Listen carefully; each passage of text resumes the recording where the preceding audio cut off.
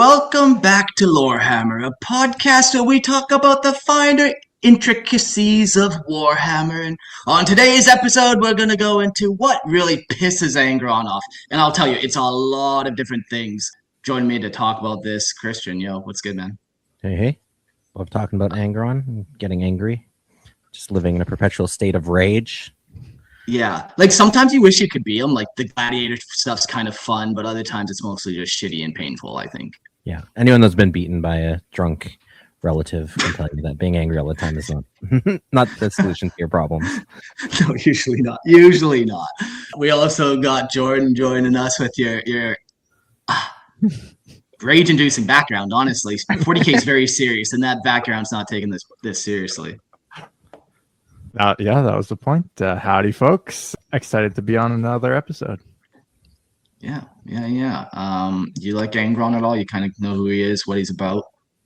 Oh, yeah. I think I've covered an episode or two of him with you guys. But yeah, I get the gist. He's like he's the sort of I feel like the embodiment of Khorne and the Primarchs, you know?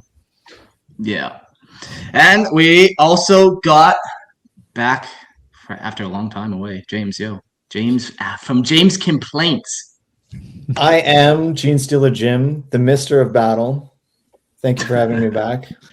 I'm here to challenge your assumptions, rewrite history, and cause division. So let's get to it. He is the Rage Baiter, nice. The Arc Rage Baiter. That's right. We got a long episode ahead of us, so we'll just kind of skip all the formalities, go join the Patreon, come to join the Discord, all that kind of fun stuff. Big episode, lots to rage about, honestly. In this episode, we're going to do a quick recap over kind of what we learned about his origins in the Great Crusade, and then we're going to dive into the Horus Heresy. And it all starts with Istvan, and then Angron goes on his own little Shadow Crusade, and at the end is a transformation of sorts. It's pretty cool. I won't spoil it now, but it ends well for Angron. And then they kind of just go on a little mindless slaughter of the galaxy, kill a planet here, purge a sector there. That's what the Horus Heresy is all about, until you make your way to Terra. And I won't spoil how that one ends either. We'll get to that. And then finally, the Great Scouring of what happens after. Angron, yeah, there's a lot to him. It's one of those episodes where, lots of people everywhere think he's like one of the best written Primarchs, the most tragic, kind of the most, maybe not relatable, but understandable, if that makes sense. So lots to him. Yeah. Well, with that, let's go get into his origins and background and a bit of a recap. Angron's origins are rooted in cruelty and loss rather than triumph. Cast by fate unto the world of New Syria, he was found not by kings or scholars, but by slavers who forged their society around blood sport and domination. Though born a Primarch, Angron was chained, beaten, and forced into the gladiator pits, where survival meant slaughter and brotherhood was forged only through shared suffering. It was there that the butcher's nails were hammered into his skull, a device meant to strip away restraint and replace thought with pain and rage. Among fellow slaves, Angron became the leader not through ambition, but through defiance, fighting not for glory, but for the hope of dying free beside those he loved. When the Emperor finally came for him, Angron was torn from the last stand of his fellow gladiators and carried away against his will, leaving them to die alone. That moment, abandonment, masquerading as salvation, scarred Angron forever, shaping a Primarch whose life would be defined by fury, grief, and an unending hatred for a galaxy that had never offered him mercy. Yeah, so let's dive into those beautiful implements of technology, the butcher's nails. They're crude, merciless, cortical implants hammered into the brain, designed not to enhance thought, but to punish it. They flood the mind with agony whenever calm, restraint, or reflection surface, and reward only rage, violence, and the taking of lives with fleeting relief. Originally a tool of Nasurian slavers to break gladiators into obedient killers, the nails became a constant scream inside Angron's skull, slowly eroding his sanity, his empathy, and his capacity for anything beyond fury. They did not make him strong, they made him desperate, chaining his soul to pain and turning every moment of existence into a choice between unbearable torment and slaughter. Those are so fucking brutal. The way they describe it is just like hammering into his skull. Like You have to get through that adamantium bone he has, like, oh yeah. Yeah, that was one thing that I've always kind of wondered is like, these must be interesting technology for them to work on a Primarch. Yeah, it's like Dark Age technology, and where other ones would get like one, Angron got many before he was finally like kind of subdued. So each one of those strands is a butcher's nail, Yeah, and the other side of that too is that they're so complex and embedded into a system that Imperial science couldn't also take it out either. They sort of became a symbiotic relationship with his brain. Could it be? Is it symbiosis if one just makes you suffer? That sounds like parasite to me. Yeah, it's a parasitism. Yeah. Yeah, I guess so. All right, let's get into the arrival of the Emperor. When the Emperor arrived on Nuceria, he did not come as a savior in Angron's eyes, but as yet another master demanding obedience. Angron was found upon the red sands of Gesh Ilika Ridge, standing with his fellow gladiators in a doomed rebellion against their overlords, wounded, defiant, and ready to die beside the only family he had ever known. In a moment that would damn their bond forever, the Emperor tore Angron from the battlefield by force, teleporting him away, while his brothers and sisters were left to be slaughtered to the last. To the master of mankind, it was a calculated act of preservation. To Angron, it was betrayal beyond forgiveness, carried into the stars, screaming his hatred. Angron did not see a father or a god, only another tyrant who had stolen his death, broken his oath to die free, and replaced the chains of Nuceria with gilded ones that would bind him for the rest of his cursed existence. So this, if I can jump in now, if now's a good time to start throwing some controversy in here. I know a lot of people think of Angron as a tragic figure, but I think that it's more of a response. This moment where he's rescued by the Emperor and he decides to be bitter about it is what makes him not a tragic character, but one of like a character degeneration. He's not wanting to, he's given an opportunity for a new beginning, and he decides that instead of that, he's going to sit in bitterness. And so even before the heresy, before the demonic influences, he's consumed by his own bitterness at the situation that he is in. And he doesn't choose to move in a positive direction. He only chooses to move in negative directions from there. And I think that isn't tragedy. That's, I guess maybe it's a form of tragedy, but it's more of a character degeneration story. Yeah, maybe in like the more archaic version of tragedy, like tragedies, like in the Greek play sense, come from like a character flaw that leads to a bad outcome. Yes, in that, so like, yes, it's a tragedy. Yes, like, but I mean, when most people say tragedy in the vernacular, they don't mean like, oh, it's a crucial flaw in their personality, like Achilles. It's more like it's a sad story, is what most people name. Like, oh, I feel bad for this person. Is they deserve pity, or something happened to them kind of outside of their control. Yeah, and I get like someone getting in a car accident. Yeah. Because like even with the butcher's nail, which he has at this point, like I don't know, you could still choose to accept your lot in life. There's stories of people who are in all types of horrible situations who are the happiest people and kind of just accepted it. Or so if anyone has the willpower to do it, Primarch can kind of get over his bitterness or whatever. It is like to compare it to someone like let's compare it to Sanguinius, my favorite one. He's given some bad hands too. He's considered an outcast and a freak, and he's on an irradiated hellhole.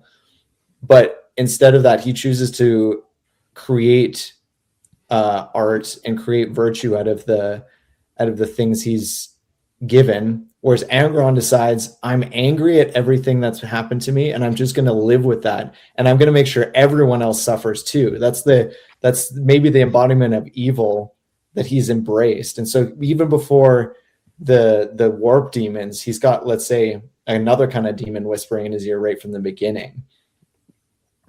Yeah, I definitely actually lean towards that too. That like it's almost, and it's interesting because he looks so surface level. Oh, haha, the angry Primarch is named Angron, and rage is his thing. But really, his thing, like you said, is more bitterness and his choices rather than the things that are out of his control. Yes, the nails are out of his control. Yes, rage is out of his control. But he chooses what to be angry at, and he chose to remain angry, right? Because anger is the response to his bitterness. Yeah, and really, the seed is bitterness that he just won't let go of that initial interaction with the Imperium. All that being said, I mean, the Emperor is kind of silly for what he did to Angron. You know how Angron chooses to respond on that, whatever. But the Emperor just snatching him away, letting the rest of his gladiators die to the last. There should be some accountability for that as well on the Emperor side. Sure, but like, do you think Angron would be a happier dude if he would have brought all his gladiators with him? No, he might not. He might not be as. You would still be under another tyrant, which is his whole thing. Like, okay, now my brothers and sisters will revolt against this tyrant together. Yeah, and that is true too. That's also a very key detail that's always missed about Angron is like he's not well suited to the structure of the Imperium because his whole thing is anti-establishment, anti-authority. He has a little bit of a libertarian streak, if you will. Gross. So exchanging one tyrant for another in his eyes might still also cause him issue. They do talk about that too. I think another one that kind of fights with that is Korax, who also comes from like a slavery background. And he has to kind of contend with the ideas. Are we just changing one slaver for another? Obviously, I don't know if you, Mark, if you talked about it in the first episode with Angron, that his story is obviously based off of Spartacus. And his honestly, it never came up. Oh, really? Surprisingly. A whole episode without, yeah, he's very much shot for shot, like his whole background. Obviously, it's taken from Spartacus, and even like his homeworld, Neustria, is where Spartacus trained. So, okay, I didn't know that little detail. Yeah, it's like quite on the nose, but yeah, that one's so surface level. I brought up like, is it more like Rome or Cormora? They're kind of gladiator pits, but yeah, we kind of fell on definitely more Roman vibe. But I like that pity Angron. So he gets zipped away. Just a big whiny baby. Just a big whiny winged baby. Well, I know that perpetual victim. I know you guys are being silly on purpose, but like legitimately the idea that like if you every time it like this, it is a fairly profound story if you examine it the way it's structured, in that like every time you're dealt a bad hand, you're given a choice of like, or do you want to embrace the pain, like embrace your bitterness, embrace your rage about what that hand that you get, or do you choose to move forward and positively? And Angron is like the most extreme version of it, where it's like all of his friends are dead. He's been betrayed and humiliated and denigrated his whole life. But the choice is still, do you make your life better or do you continue to wallow in misery? And that like the end result of becoming what Angron becomes is what happens if you choose to wallow, right? So it is an interesting story, and I think like as we'll go through it, that'll pop out more and more of it's about choice. Yeah, like I guess tragic would be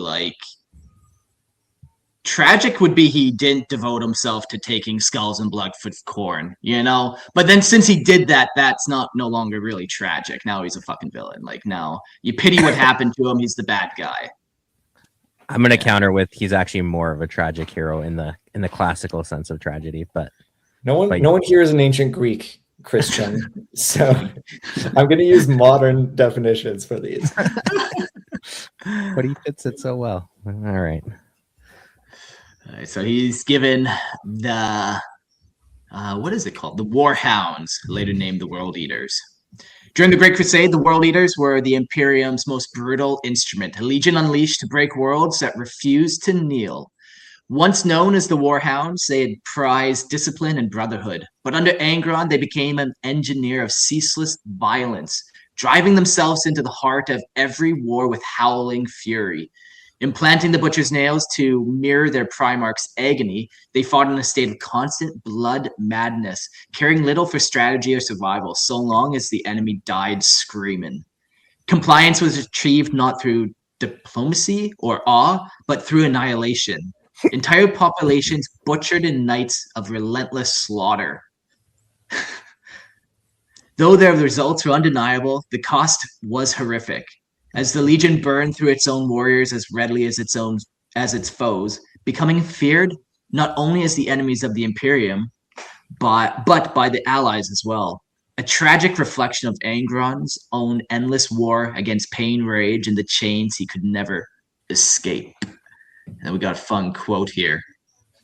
Monuments are dust, tales merely words, soon forgotten, but blood is forever. And this was said during the Great Crusade, so this is he's already fucking on that annihilation, destruction path for sure. Yeah, like I said, the demon that was whispering in his ear was there at the beginning, and it wasn't a chaos demon. It was like a different kind of demon. But eventually, all of this attitude caught up to him. At the Emperor's command, Leman Russ and the Space Wolves were dispatched to confront Angron, a task that was less a summons than a threat wrapped in the language of brotherhood. Russ, the Emperor's executioner, was sent not merely to speak, but to ensure obedience, to drag the Red Angel back to Terra if words failed. The Space Wolves came as a wall of fangs and iron, their presence a warning that Angron's savagery and the butchery of the World Eaters had finally drawn the Master of Mankind's full attention. On the dead fields of Genna, Russ stood before Angron and demanded submission in the Emperor's name, offering restraint and judgment instead of unchecked slaughter. Angron answered with scorn and defiance, seeing only another chain being raised against him. What followed was not diplomacy, but violence-based, barely contained. A clash of wills and blood that ended without resolution, proving that Angron would not be leashed and that even the Emperor's chosen hound could not force the Red Angel to kneel or abandon the path of rage that was already consuming him. Yeah, like he gets a couple chances, like even here. Maybe Russ isn't the best negotiator to go tell somebody to calm down, but there's a chance of like just, hey, you have gone too far. You're going to keep going, and he does keep going. Yeah, again, another decision, right? Yeah. He's given choices. Yeah. And we all have those choices to make in our lives. Do you choose to be like Angron or a loyal servant of the Emperor? Yeah, do you want to kill your mentor? Yes. And usurp them. All right, let's get into some betrayal. By this point in his life, Angron had already been broken by 3 great betrayals, each one cutting deeper than the last. The first was his own. In the fighting pits of New Syria, the nails drove him to turn his strength against the one who had taught him mercy and defiance, forcing Angron to live with the knowledge that he had murdered his mentor with his own hands. The second betrayal came from the Emperor himself, who tore Angron from New Syria at the moment of his last stand, leaving his gladiator brothers and sisters to be slaughtered, while their Primarch was dragged away in chains of light and duty. The third betrayal was constant and inescapable. Etched into his very skull, the butcher's nails gnawing at his thoughts, eroding memory, reason, and will, turning pain into command and rage into law. Between these wounds, Angron was left with nothing solid to stand on. He had betrayed what he loved, been betrayed by the one who claimed to be his father, and was now being betrayed every heartbeat by his own mind, a Primarch trapped in a war he could never stop fighting.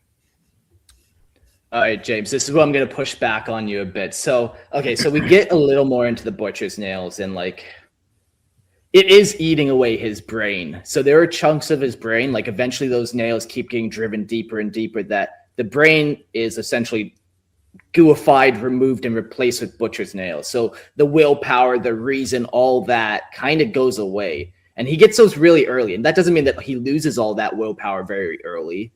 But like, man, probably pretty quick. Yeah, he relies a lot more on instinct and like his reptile brain than his prefrontal cortex. Yeah, and like literally now the butcher's nail is, instead of the reason part of your brain having like an actual part, it's now butcher's nail. So does that change your mind at all in your stance on it? No, I think that's part of the drama of making this the most extreme case, right? Like a lot of 40K narrative is taking something to the maximal to see what happens when you do that. And I think the story remains the same, because every time Angron makes a decision, he's choosing the bitterness decision, right? It's not that it's like and it's based on his choices or based on what his motivations are, right? It's always based on, I don't want to master, and I'm bitter at the things that have been done to me. It's not like, I think we'd give a more tragic feel to him if it was just, oh, he's reacting to something and feels guilt or feels remorse or wishes he didn't do the things he does. But that's not really the way he's depicted. He's depicted as bitterness and resolute in his bitterness. And so, I mean, I'm sure somebody's going to pull out some book, page 39, where Angron feels remorse on some random thing and come at me, bro. But I think the overall story, I think most people would agree, it is him choosing bitterness and choosing to sit in that state. Yeah, I think some of the more tragic cases of like what you might be talking about for Angron is more so like the Marines that serve him.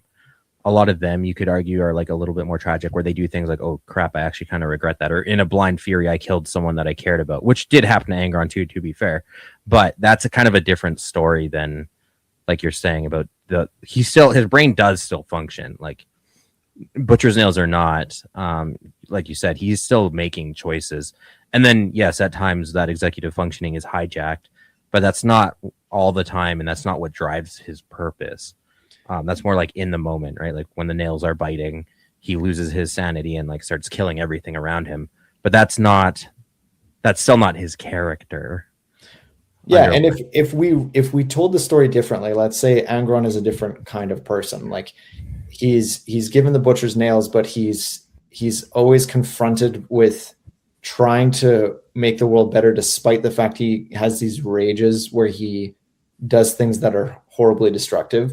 That would almost be like a more noble character. He'd be like, despite the things that are out of his control, despite the things that are torturing him and slowly killing him, he still like is resisting the evil that's consuming him. And that is a different character than Angron. That's not who he is.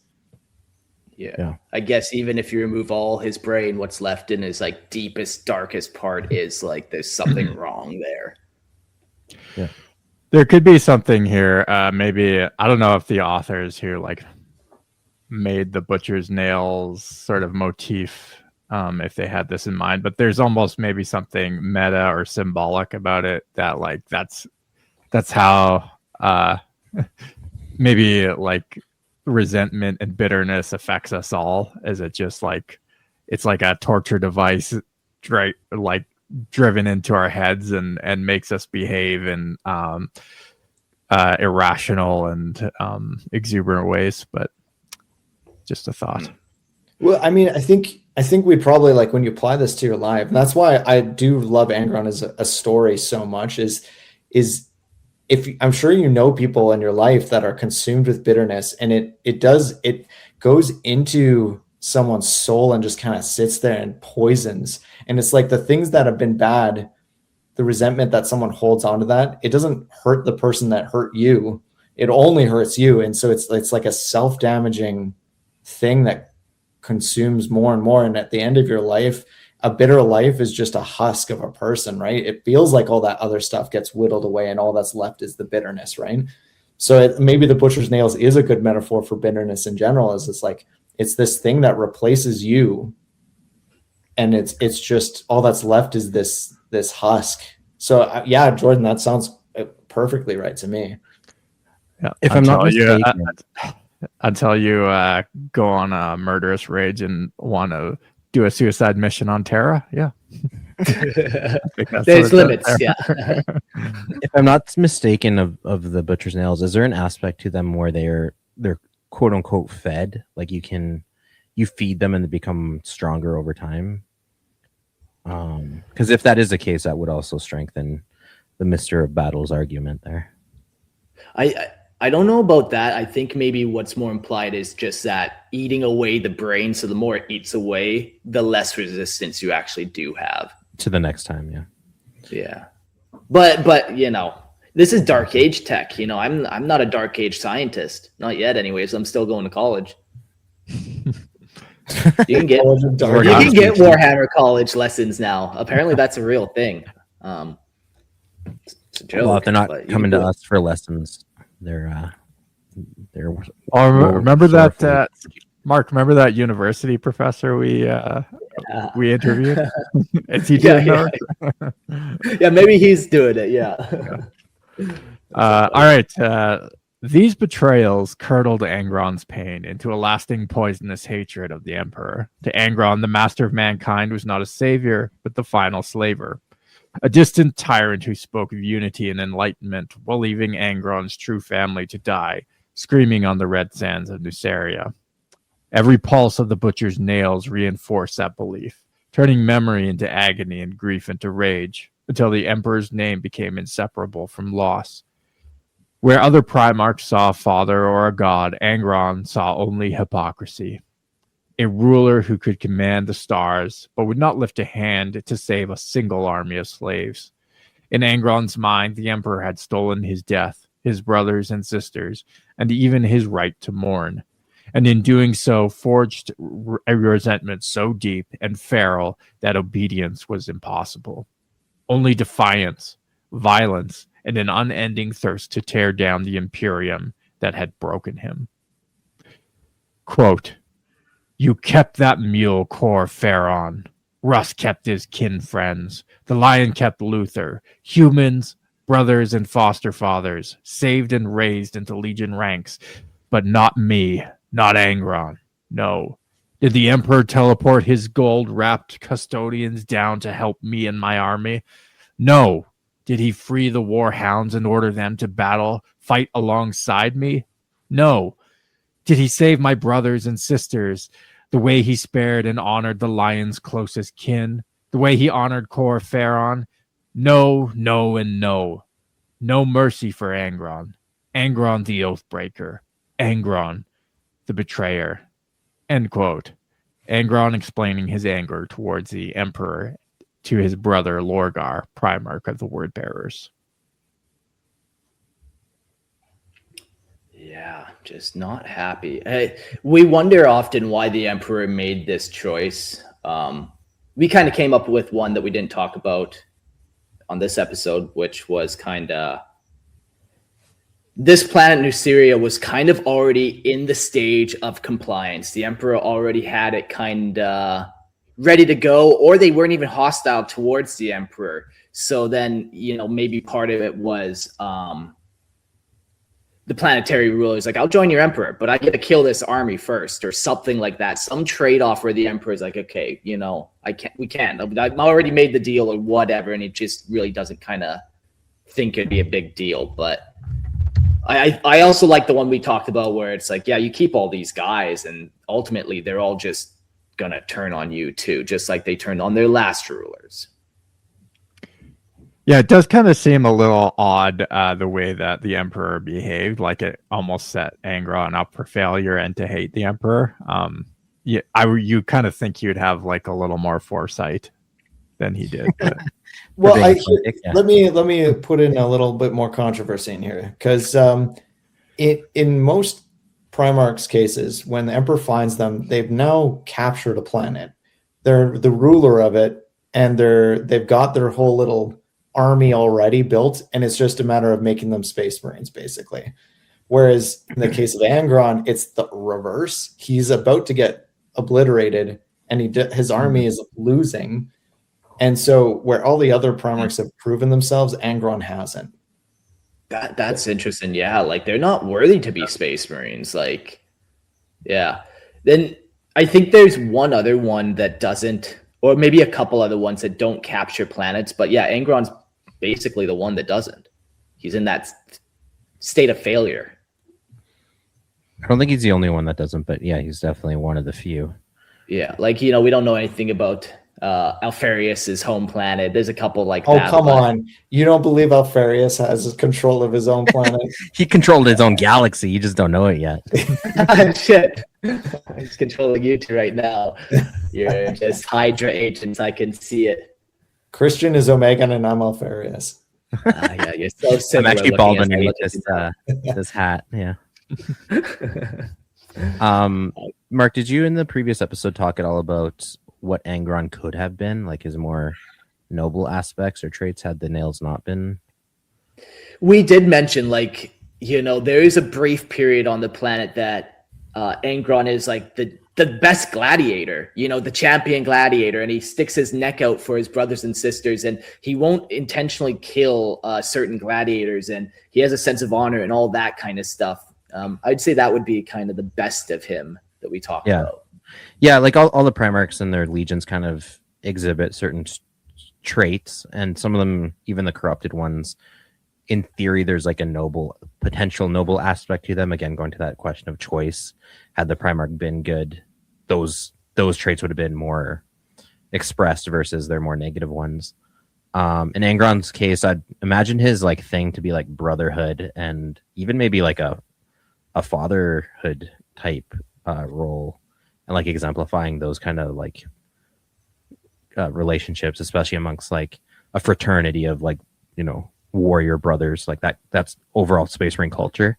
Had he not had the nails embedded in his head or chosen the bitter route, he might have been like a Primarch of Brotherhood if he had been not gone to chaos.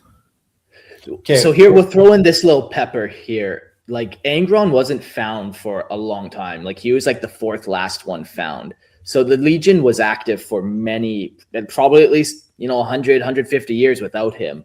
And they, by the end of it, were already like super bloodthirsty, violent, already over the top. You know, that we talk about what happens first. Does the Legion mimic the Primarch? Does the Primarch, you know, but in this case, it seems like there's just that rotten core. Well, we can bring it back to my favorite Primarch again, because that's similar to the way the Blood Angels were. But then when Sanguinius comes, he turns that vice into a virtue and makes them pursue things beyond just the bloodlust that they have to turn them into something noble. So I think that they're fighting the Black Rage as well. So like they have like some type of actual psychic attack on them. So it's not just like they have their challenges too. So I like this. Yeah. So I think there is an element of it is reflective of Angron's personality that they remain that thing after he takes charge. Yes, they were brutal before, but that might be a gene seed thing or proclivity that they have. Same with the Blood Angels, but it can be tempered if it's controlled properly, but Angron doesn't control it properly. Yeah. I would also counter with that brotherhood I was talking about, or that even fraternal relationship slash paternal fatherly behavior. The Legion, even though yes, they're all bloodthirsty and stuff, they really wanted that father figure. And you can see in how they like end up mutilating themselves too. Like they really desire for Angron's approval. Like that's a constant theme with the Legion as a whole. I'm sure you'll get into it when you delve more into the World Eaters, but yeah, like their whole thing is like this desire to have their Primarch father embrace them and acknowledge them, which he doesn't, because he's all like in his own stewing in his own anger and bitterness, and even kills his own sons. But that still is a huge motivator for the Legion, to the point that they also embrace the Butcher's Nails. Like, we want to be like our father. And I think there is like almost a mimetic story element to that too. And I think that's like the loss and the corruption of what could have been like a good Angron and a good World Leaders Legion. Yeah, interesting. There's a lot of depth to Angron, surprisingly. Yeah, I think this is one of the more like philosophical, metaphysical of them all. It really works well. Yeah, I'm like, fuck, I got to make better choices with my life. I got to go make amends with some people. I was angry here. Otherwise, my daughter's going to come home with a bloody chicken one day. We don't want that. So that was kind of where we left Angron. Now we kind of get to the Horus Heresy. Angron was always doomed to stand with Horus because the Imperium had already made him its enemy long before the heresy began. Stripped of his chosen death, robbed of his gladiator kin, and left to rot beneath the ceaseless torture of the butcher's nails, Angron had no faith left in the Emperor's vision of order or unity.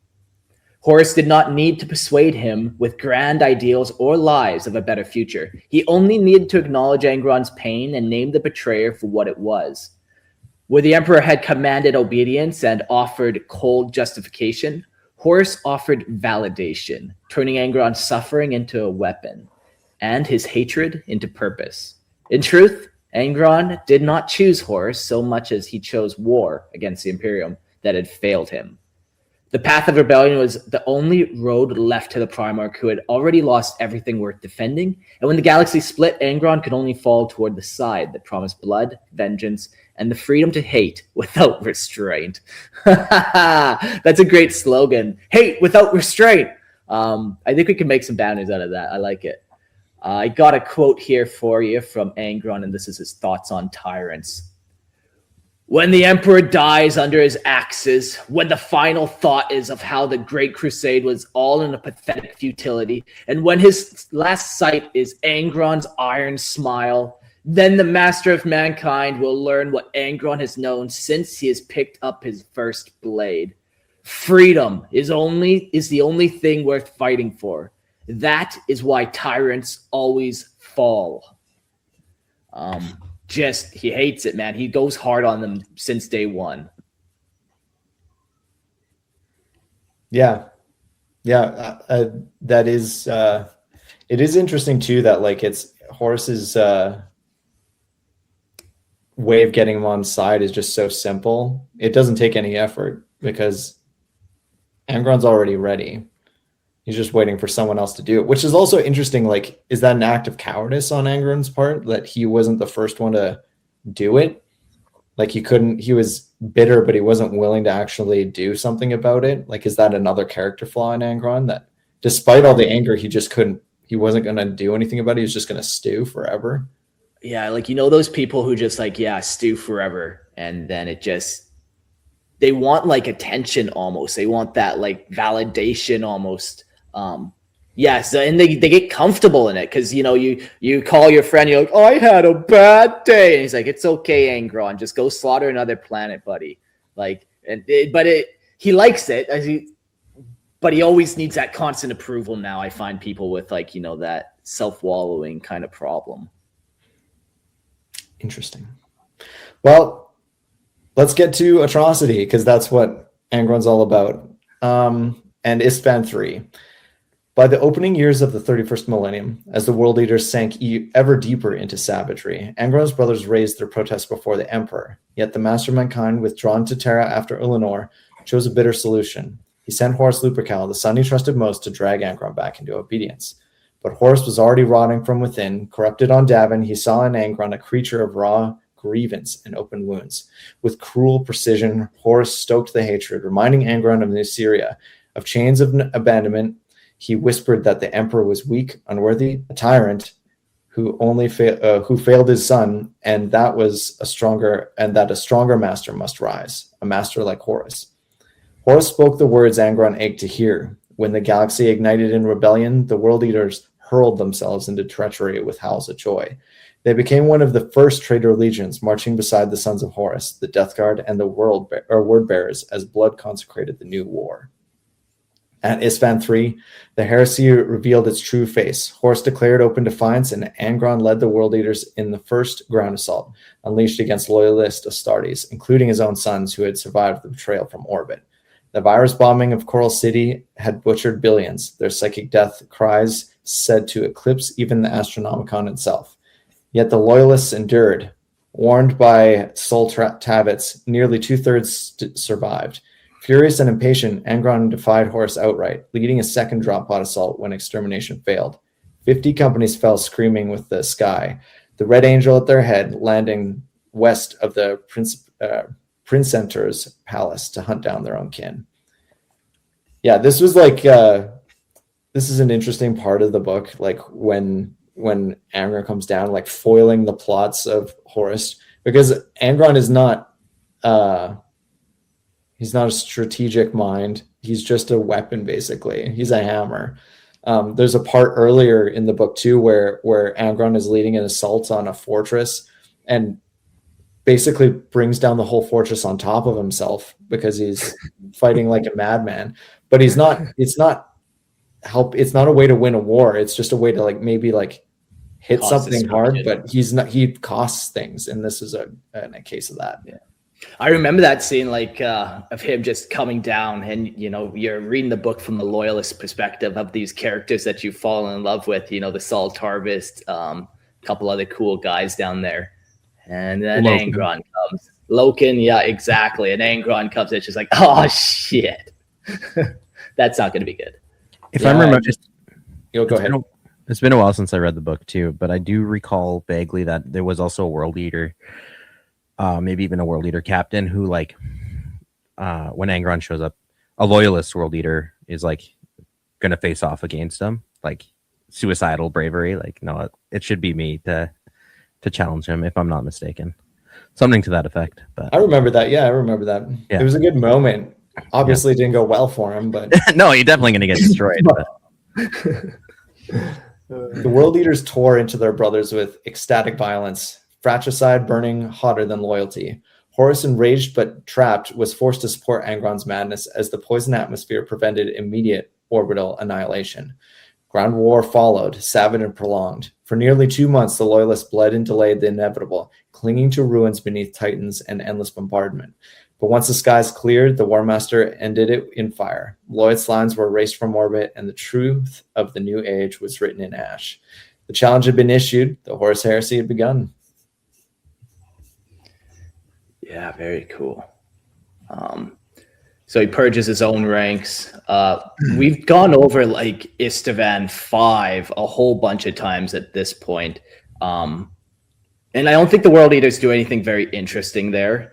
There's much more interesting moments. I feel like that's the time that, believe it or not, the Loyalists shine, even though they all get wiped out. But that's kind of part of their character arc more so than Angron. So we'll gloss over Istvan 5 a little bit here and carry on to his vibe, which is the Shadow Crusade.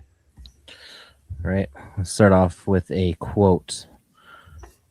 "Let history mark my words well, for I care nothing about who sits proud on the throne of Terra when the last day dawns. Horus is a fine commander, but that's the limit of my admiration for that arrogant, preening bastard. I joined his rebellion because I can tolerate him easier than I can endure the abomination that names himself master of mankind. You want the truth of my life and death? I am Angron, the eater of worlds, and I am already dead. I died over 100 years ago in the mountains north of the city that enslaved me. I died after Desh Elika." Primarch Angron talking to his brother Lorgar. Just for those who don't remember, Desh Elika was his mentor or whatever. In the first blood-soaked days of the Horus Heresy, Lorgar, Primarch of the Word Bearers, loosed his hatred upon Ultramar. He commanded his most trusted monsters, First Chaplain Erebus and the Dark Apostle Corfarion, to make war upon Gulliman's realm. This was vengeance pure and burning, for the shame that the 17th Legion had been forced to endure on Kur, made to kneel before the Emperor on the Ultramarines for their failure to uphold the Imperial truth. Lorgar never forgave the humiliation. He sanctified it in blood. The Wordbearers struck first at Kelth, and the victory was catastrophic. The Ultramarines were shattered, their strength broken, their ability to interfere with Horus's march on Terra all but destroyed.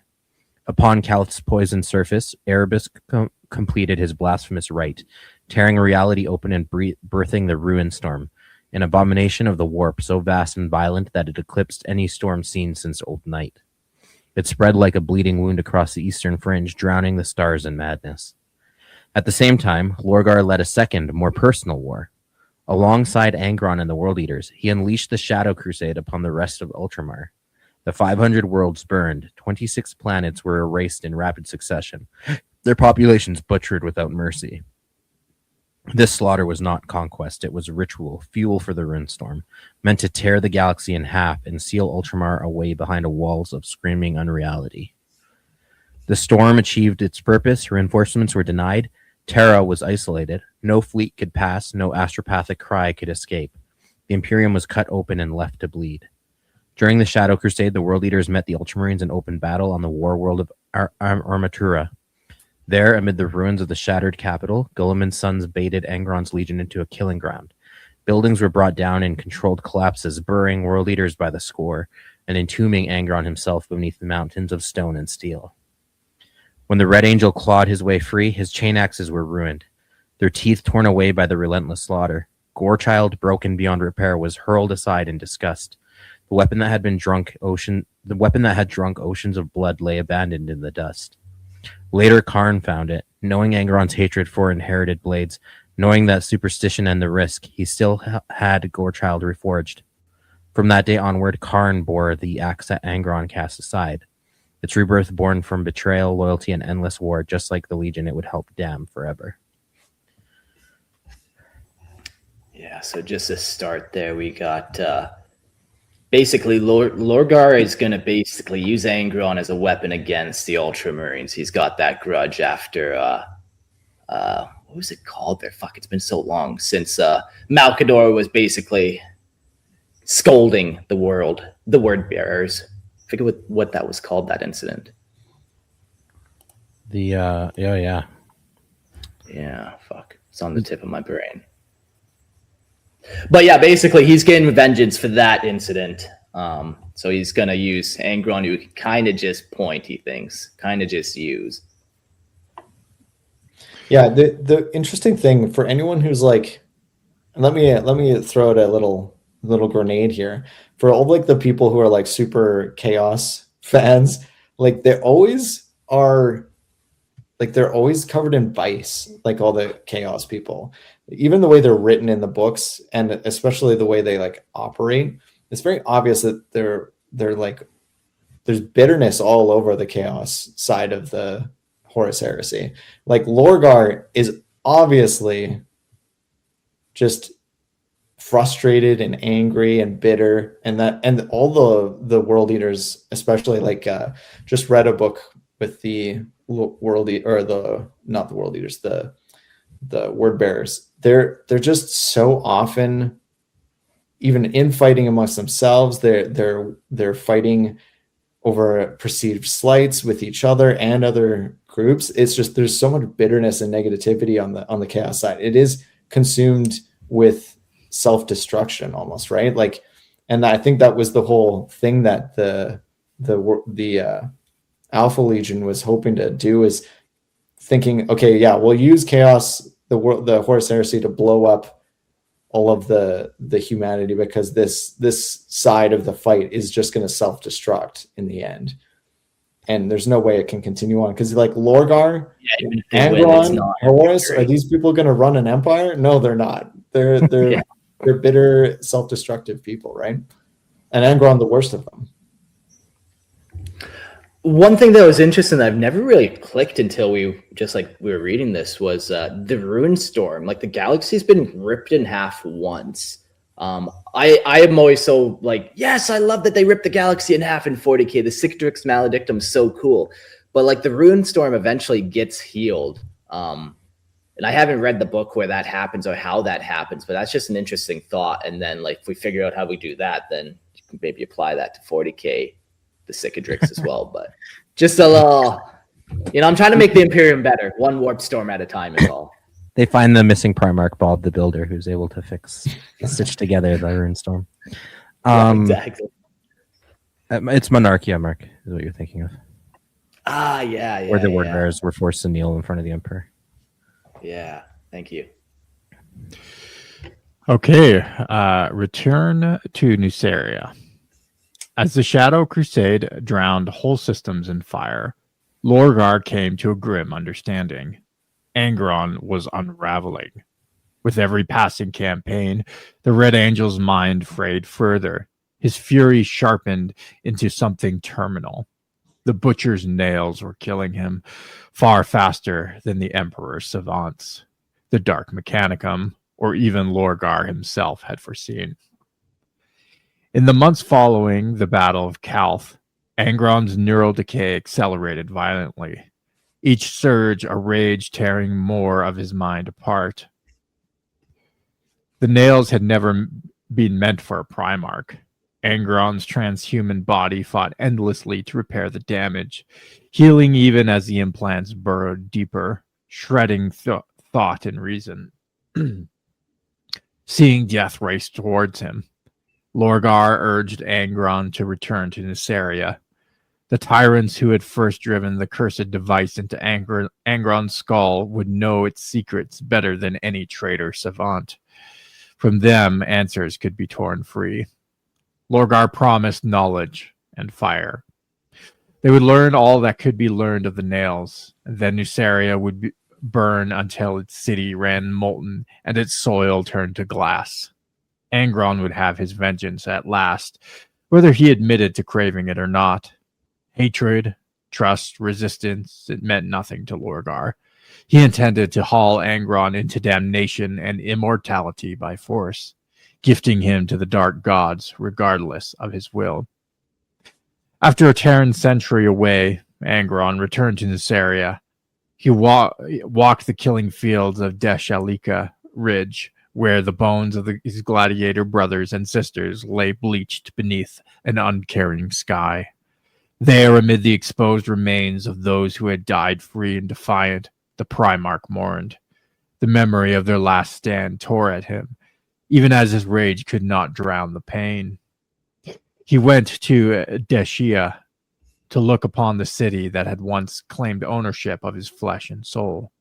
There he had learned the lie that had endured for generations, that Angron had fled the final battle in terror, abandoning his comrades to slaughter. The rebels, they said, had died to last without him. The lie broke something final inside him. Consumed by wrath and grief, Angron gave a single command. Deshia was to die. Then Nuceria itself. No master would be left alive to remember him falsely. Yeah, wild. Quick correction. Dashlika is not the mentor. That is like the place. That's the ridge where they all left. Sorry about that. But yeah, that is crazy. He basically, where's this one line? Sorry, I'll find it and then somebody else say something. Well, I did notice it's interesting that it's like the degradation is fueled by him feeding it. So like every time he gives into these rages, it degrades him further, which I think is also, again, why I love Angron. It feeds into the way real rage works. Like if every time you give into a bad habit like that, it reinforces it in your brain, right? It rewrites your brain to do that more often.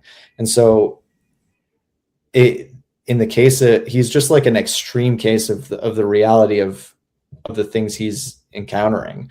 And I think that makes him a profound character to deal with and to look at how he reacts to stuff.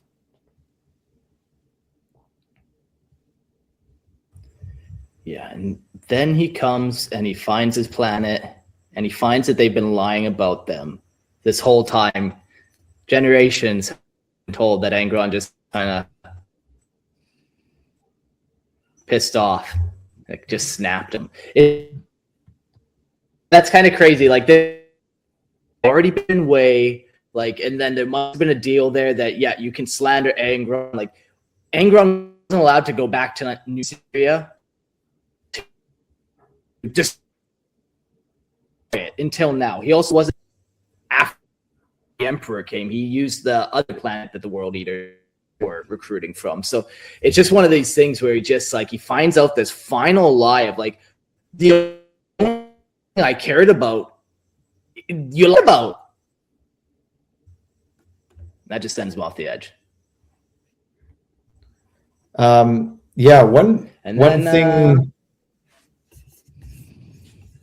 thing that is interesting too is I want to put yourself in Angron's shoes. Like, if you were a healthy individual and you learned that someone had told a lie about you, like even about something you cared about, would you care after 100 years? Like let's say like someone's told a lie about someone you care about really badly. It's like, yeah, okay, that pisses me off. You make up a lie to say about my wife or something. I'd be really angry about that. But like, after 100 years, like, do you care about these people are nothing to you? If you have butcher's nails in your head, you do. Yeah, well, that's what I mean. It's like he's so consumed with that moment. That's all he is that betrayal on the hill. Yeah. I will push back a little bit. I think there is something to be said for the truth and legacy and things like that. Not to over downplay it, but at the same time, like you said, this character defining moment for his life is all that he is. I care about the truth too, and it matters to me. But like the idea that like if some backwater planet town thinks something of you, who cares? You're one of the Primarchs of the Emperor. You're the second tier out of humanity. These people are nothing. And the fact that you can glass them in a moment means they're nothing. So what does their lie matter? Well, it should be corrected. But yeah, how you correct it is also a big question mark. But I mean, I think it's maybe like a feedback loop into the fact that he was taken against his will, and just his whole philosophy and outlook is, to not have any rulers. And even if he has a higher place of prestige, to him, that's not the highest value. Like, freedom is the highest value. And so, I don't know. I could kind of see in his own internal logic where he still believes that like all the people who enslaved him need to die. Basically. Oh yeah, that makes perfect sense to me. Like why he would do it, because that's all he can think about is the bitterness of the things done wrong to him. And so that the lie is just another thing wrong to him that he can't tolerate. And so it's just another thing for him to be bitter about, and it just piles on to the point where it breaks his sanity. Yeah, I get why he cares, but I'm saying that's like why the choice to remain in the bitterness is such a dangerous one, because it piles up and destroys him in the end. Yeah. The arrival of the Ultramarines.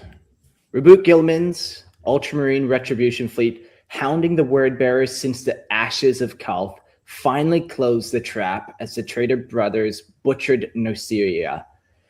At the system's edge, the 13th Legion's warship, Courage Above All, Gilliman's provisional flagship, tore free of the warp at the head of a void armada numbering 41 vessels. Its arrival, a blade driven into the world already screaming.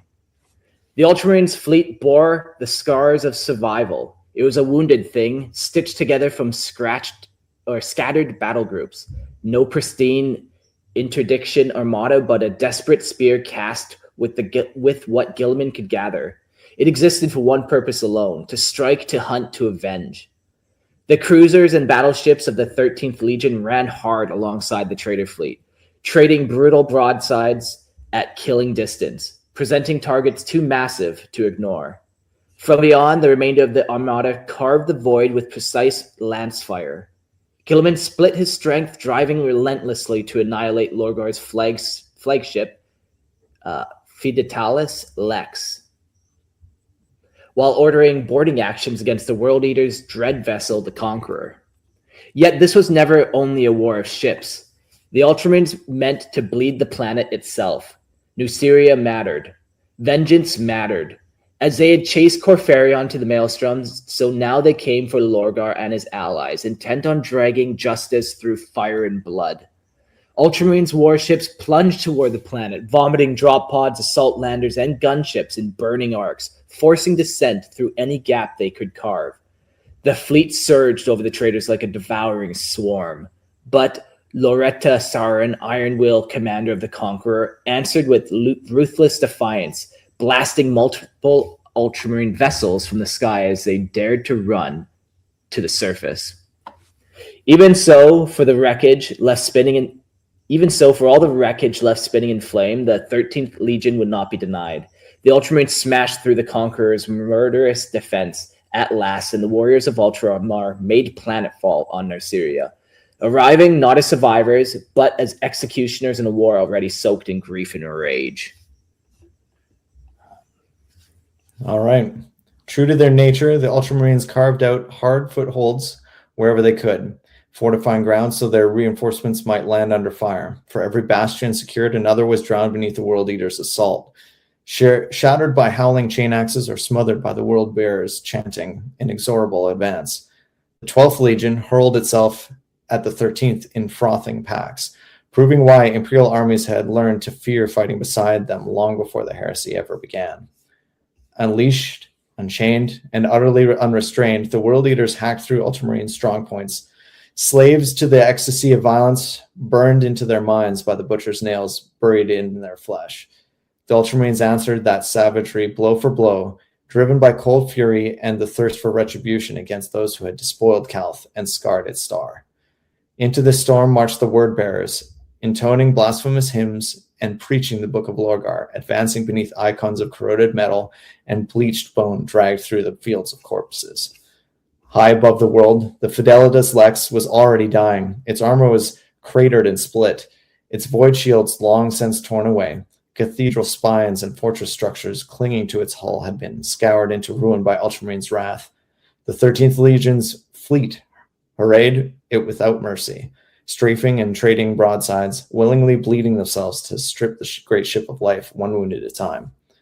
With each renewed assault, the Lex weakened further, its guns falling silent one by one as its battered hull failed. Still it fought, crawling with escort vessels, lashing out with its surviving macro cannons amid the glare of its own burning decks. From the command throne of the Courage above all, Gilman directed the slaughter with grim resolve. The Fidelitas Lex would die first, carved by 1,000 cuts and erased from the board, while the Conqueror would be taken alive and murdered from within, just as Angron had always preferred. Man, Gilliman's pissed. It's fun seeing an angry Gilliman. Like, they're talking about doing a Scouring series, or maybe they've confirmed it, and I think it's going to be fucking fun, man. You get these, like, vengeful Primarchs, but they don't go vengeful like Angron and resentful and bitter. Like, they're doing it for justice and the right reasons, I guess, as far as they can have them. Yeah, it is kind of poetic that Gilliman, who's also known to be, like, tactical and cool-headed, is actually, like, using his own rage against Angron's rage, too. There's something poetic at that. And on that note, at last, amid the screaming tumult, the blue and gold demigod found the focus of his cold fixation. Gilman met Lorgar face to face, armed with 2 weapons, yet outreached by the word-bearer's Crozius. There was no bellowed oaths, no theatrical vows of vengeance, only the raw, hateful silence before impact. They collided, once power fists crashing against the war maul, energy fields shrieking as they repelled one another. The flare forced them apart. Around them, their sons butchered and died, unnoticed, unacknowledged. Lorgar shook the crackling lightning from his Crozius head and slowly denied this meeting with a tilt of his helm. Angron faced his wrathborn brother, the Ultramarines Primarch Rabot Gilliman, amidst the carnage on Nuceria. Both Primarchs fought without restraint, their movements a blinding smear of godlike violence beyond mortal comprehension. None had ever believed the champions of this age would tear at one another like beasts, nor grasped their depth of poison between them. Gilliman sought Lorgar for the sins inflicted upon the 500 worlds, for cities burned and faiths perverted. Driven by righteous fury, Gilliman slammed a fist into Lorgar's chest, crushing Ceramite and bone alike. Lorgar answered with a faltering surge of telekinetic force, weak yet sufficient to hurl his brother aside. The Crozius followed, lightning trailing as it smashed into Gilliman's skull with the force of artillery. They stood beneath the ash-gray sky, one dying from unseen wounds, the other half-blinded, blood cascading from a shattered face. Locked in this mutual destruction, they were blind to the ruin consuming the world around them. And then Angron erupted from the Ultramarines' lines, a living catastrophe. His armor was wrecked, his twin chain blades screaming as they vomited shards of ceramite and hot red gore. He was drowned in blood after hours lost to the meat grinder of the front, a walking mass grave given form. Across his chest hung a bandolier of skulls torn from Deshalika Ridge. slicked red as though freshly slain. Even though the nail's constant agony that pleased him, he wanted his dead brothers and sisters to taste blood again. He had borne them across New Syria to this hollow eyes would watch their hated world burn. With a howl of pure murderous grief, the Red Angel hurled himself at Guilliman. Lorgar was forgotten, and the duel changed instantly, becoming a roaring storm of violence as Angron drove Guilliman backward beneath an unrelenting avalanche of blows, rage, and incarnate finally unleashed. I like that line. Lorgar was forgotten, as he always is. Left in the dust. Yeah, it's interesting that Angron found the skulls of his dead army and made a bandolier out of them. Is that the skulls that he still has on his model now? In the 40K one? I would assume maybe. So. Like, I would imagine all other skulls you'd want to give to Khorne, otherwise. Yeah, but these ones are special. These are his special skulls. His special skulls, yes. All right. And now we'll discuss how Angron went from a human Primarch to, if you're watching the stream, this behind me. That thing. That monstrosity. So the transformation of Angron. As the Primarchs tore at one another, Guilliman's gauntlet glanced from Angron's chest in a hammering blow. Ceramite cracked, chains snapped, and one of the skulls taken from Angron's fallen gladiator kin shattered. Fragments sprang across the blood-soaked ground. Guilliman stepped back, and the ground remains beneath his heel, crushing bone into dust. Angron saw it. The desecration cut deeper than any blade. He hurled himself forward, his roar clawing its way out of his ruined throat. Too vast, too raw, too grief-soaked to be born of anything mortal. Lorgar saw it as well. The instant Guilliman's boot broke the skull, the warp seethed and swelled behind reality's skin. The Irisin began to chant in a tongue never before shaped by living flesh, his words falling into lockstep with Angron's scream of loss. His plan ignited. The sky above New Syria split wide as the rune storms answered, vomiting a crimson deluge. Blood and screaming phantoms distilled from 100 murdered worlds. Lorgar fixed his will upon his broken brother and called to the never-born, the things humanity named demons. He seized Angron's flesh, freezing his muscles, igniting his nerves. Synapses burned, spasms tore through sinew and bone as Angron's blood turned to mercury, then to molten fire, then to blasphemous flame. His howl became something else, rage poisoned by agony beyond reason. His body ripped itself apart as it grew, rose, and reshaped, perfectly through violence after a lifetime of torment. This was not salvation. This was apotheosis by cruelty. This was the birth of the Red Angel as a thing unchained from mortality. The World Eater librarians, those few spared the nails that killed psychers, felt the warp convulse. 19 remained. In desperation, they bound their minds together and forged the communion, a gestalt will born to defy Lorgar's ritual. Through the warp's screaming tides, the communion tore Angron's soul from his flesh. Within the Immaterium, the two powers clashed, will against will, each claiming the right to save Angron, each believing itself righteous. But the communion faltered. Lorgar's mastery of the warp was absolute, his purpose merciless. When the transformation was complete, the demon Primarch stood revealed. Angron turned his gaze upon the librarians, upon the ones whose mere presence had made the nail shriek and his brain bleed for decades, upon the tormentors who now dared strike at his brother, hurling their witch light at Lorgar as he knelt wounded and bleeding. Angron remembered their pain, and he came for them. Yeah, so even this transformation, like, it wasn't his choice. He's still a slave. Like he doesn't like he doesn't choose this path for himself. He ends up this slave. He ends up even more bitterment. Like the bitterment doesn't ever lead you anywhere well, essentially. Yeah, he sort of traded Horus for Khorne, I guess. And he didn't even realize he was doing it. Somebody else made that choice for him again. So it's just too blind to see. So the transformation continues. The fury of a newly risen demon Primarch fell upon the surviving librarians, each dying a different, screaming death. In the slaughter, Angron finally tore him from his legion, the frailty he had always despised, excising the last echo of the warhounds that lingered in the 13th. I think I've been saying 13th this whole time, but it's actually 12th. Oh no, the word Ultramarines are the 13th. That's why. The World Eaters, Librarius, was annihilated utterly, a truth that delighted Khorne, who had suffered no witchery among those sworn to his creed of slaughter. Just to go back, is the soul that's in Angron as a demon Angron, or is it a demon that is now like kind of similar to Fulgrim?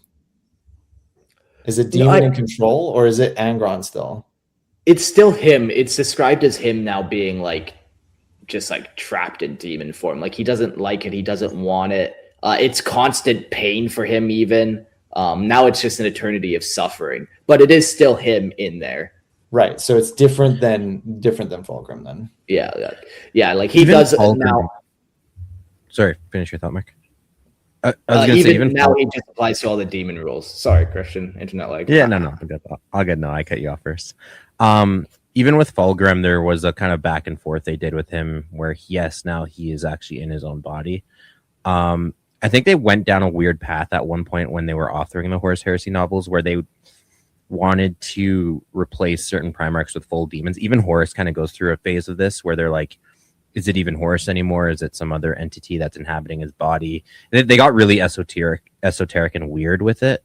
But then I think they kind of sort of backtracked on it and put the Primarchs back in control because people didn't like that they were just demons and it wasn't the Primarch anymore. It was a whole kind of weird phase at a bunch of Primarchs. Interesting. Well, because I thought the whole thing with Fulgrim, not to get too far into the weeds, was that he's still in there, but there's a demon in charge.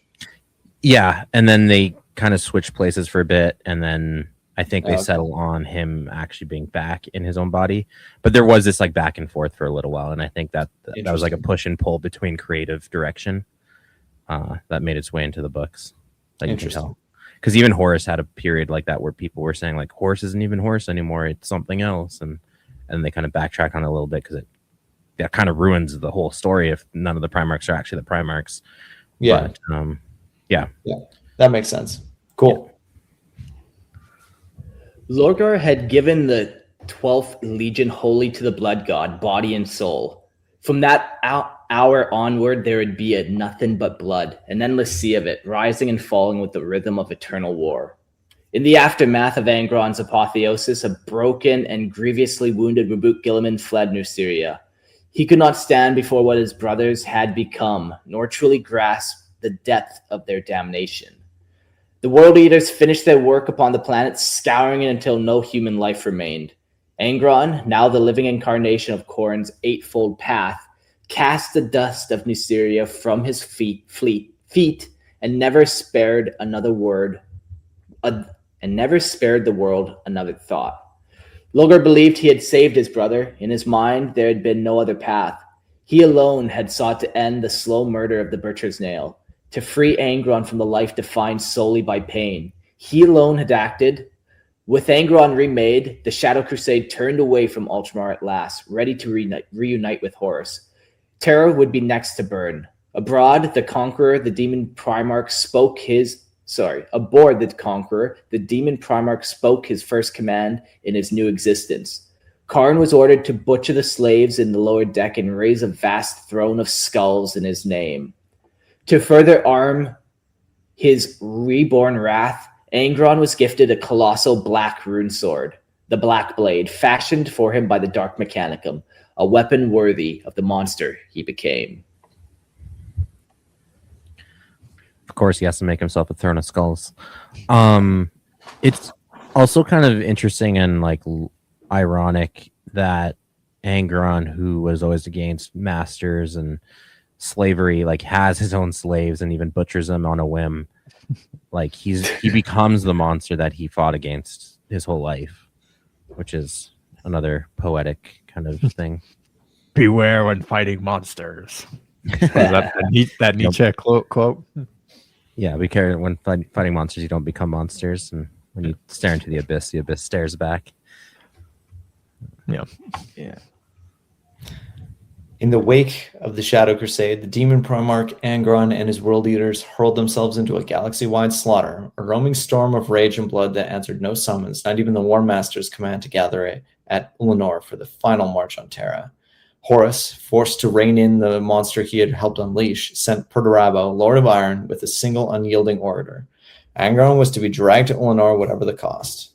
The Iron Warriors finally conquered the world leaders on the world of Dulge, a planet already murdered to silence. Its people had been torn apart and piled into obscene mountains of corpses, offerings to a god that never tired. No sooner had Perturabo taken in the carnage than the Iron Warriors were drowned in a frenzy of chain blades and demonic howls as berserk world eaters and coronate horrors fell upon them. Then the heavens split and Angron descended into the slaughter, a living apocalypse given form. Perturabo met Angron in brutal combat, and the Demon Primarch eclipsed him in raw strength and monstrous speed.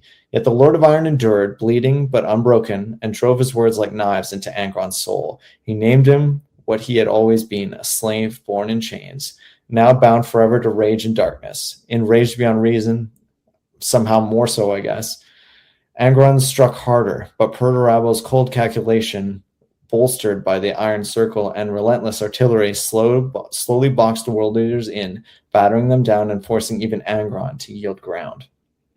At that moment, an Ultramarine's fleet clawed into orbit. Angron only laughed, promising death for all. Perturabo answered with cruelty of his own, reminding Angron that he had once watched his fellow slaves butchered on Nuceria and had been powerless to save them. That wound cut deeper than any blade. In answer, Angron tore reality open, conjuring a warp storm through which both traitor fleets fled, slipping from Gilman's grasp and racing at last towards Ulanor. Angron would next be witnessed at the height of the Solar War, when a titanic warp rift split the void above Luna, unleashing the traitor armada upon the throne world. Amid the battle for the Sol system, the Red Angel was seen crouched upon the battlements of his flagship, the Conqueror silent, waiting, a caged god of slaughter poised to be unleashed upon Terra itself. Yeah, so just going around the galaxy, mindlessly slaughtering everything until Perturabo finally is like, okay, we need you over this way. That you can't tell that guy what to do. Any tyrant he's going to fight against now at this point. He's going to fight against anything that approaches him, really. Maybe the real tyrants are the friends we made along the way. Maybe. Yeah. Right. We get to this cool scene here. The warp rift just opens. The siege has already begun. But now Angron's there. Man, I'm really impressed that we got this far without having to write 50 novels. How could we condense such vast amount of information? Yeah. It's kind of amazing. Okay, continue. All right, let's get into it. The Siege of Terra. By the hour the Siege of Terra was unleashed, Angron was no longer merely corrupted. He was chained utterly to Khorne's will and to the screaming hunger gnawing inside his soul. He raged at Horus, demanding to be hurled straight at the Imperial Palace, uncaring that the Emperor's psychic aegis around Terra would likely tear his demon form apart until it was broken. Death meant nothing to him, only blood did. When Angron learned that the Death Guard, not he, would lead the traitor assault, his fury ignited into slaughter. He rampaged through the depths of the Conqueror, tearing apart anything that crossed his path, mortal or Astartes alike, leaving the deck slick with gore and echoing with screams. His rage was so unrestrained that even the ship itself was at risk. Lotara Sarin, the mortal captain of the Conqueror, understood the danger. If Angron reached to the tech priests tending the plasma reactor, the ship would die in a firestorm. To avert annihilation, she conspired with the Night Lord's captain Gendor Skrayvok, the Painted Count, and with Karn himself. Their solution was desperation made manifest. Angron would be removed by force, cast into the shifting torture maze aboard the Night Lord's flagship, Nightfall, a place long steeped in Kurz's cruelty. With no other choice, Khorne confronted his Primarch. Angron spoke to him with warped clarity, claiming the Dark Gods had whispered of Khorne's fate, of his destiny as Khorne's chosen. Angron would not allow that future to stand. He sought to take it for himself. Father and son clashed in a storm of violence, but Khorne could not hope to match the feral divinity of his gene-sire. As Angron prepared the killing blow, Khorne acted.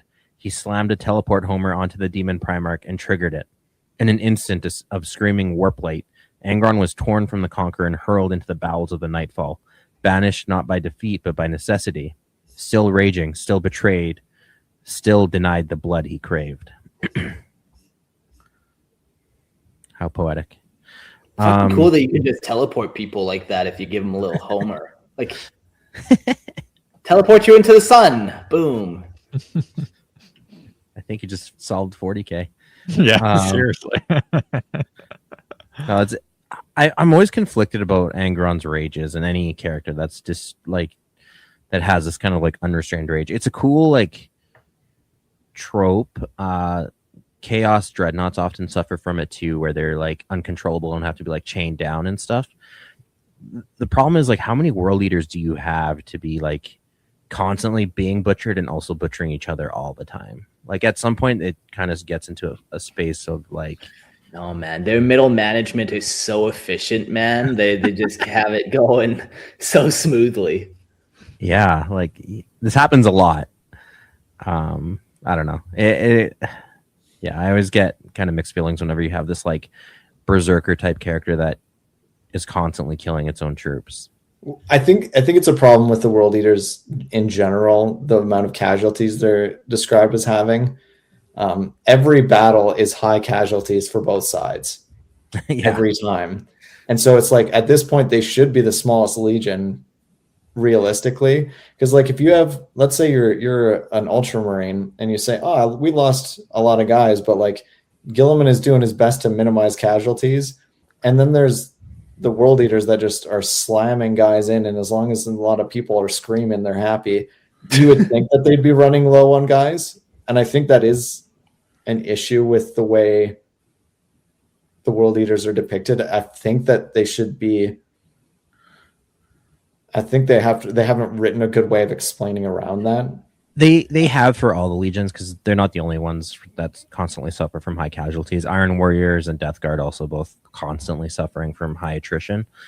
They did introduce these kind of like mass-produced inducti squads who are like not as good as full regular Space Marines, are kind of like more mass-produced, especially for the Horus Heresy. Because across the board, like the Horus Heresy, they dragged out too to be this like longer conflict with these multiple battles. Where yeah, attrition rates is always going to be a problem on every side, and so they have these like meat grinder Space Marines that all legions can actually tap into and like just mass recruit. And they are also not as good as like the full formed, full time to incubate Astartes. So they do kind of have a way out with it, but there's like a reasonable limit of like when you're constantly killing your own and then constantly dying in battle as well against your enemies. Like I said, both the Iron Warriors and Death Guard also suffer from high attrition rates, but they're at least not killing each other in the background all the time too. And then on top of that, like when all your whole legion is all crazy psyched out berserkers, like how do you recruit without butchering all the recruits? Like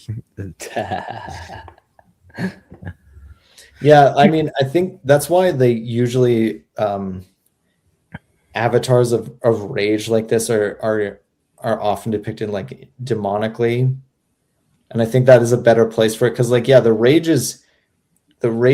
eternal rage that destroys itself must inherently come from like a otherworldly place, because if it's self-destructive to this level, which this kind of rage is depicted as, well, the definition of self-destructive is it destroys the self, so you have to kind of have an explanation for how it's working. And if there's two, yeah, you make a good point.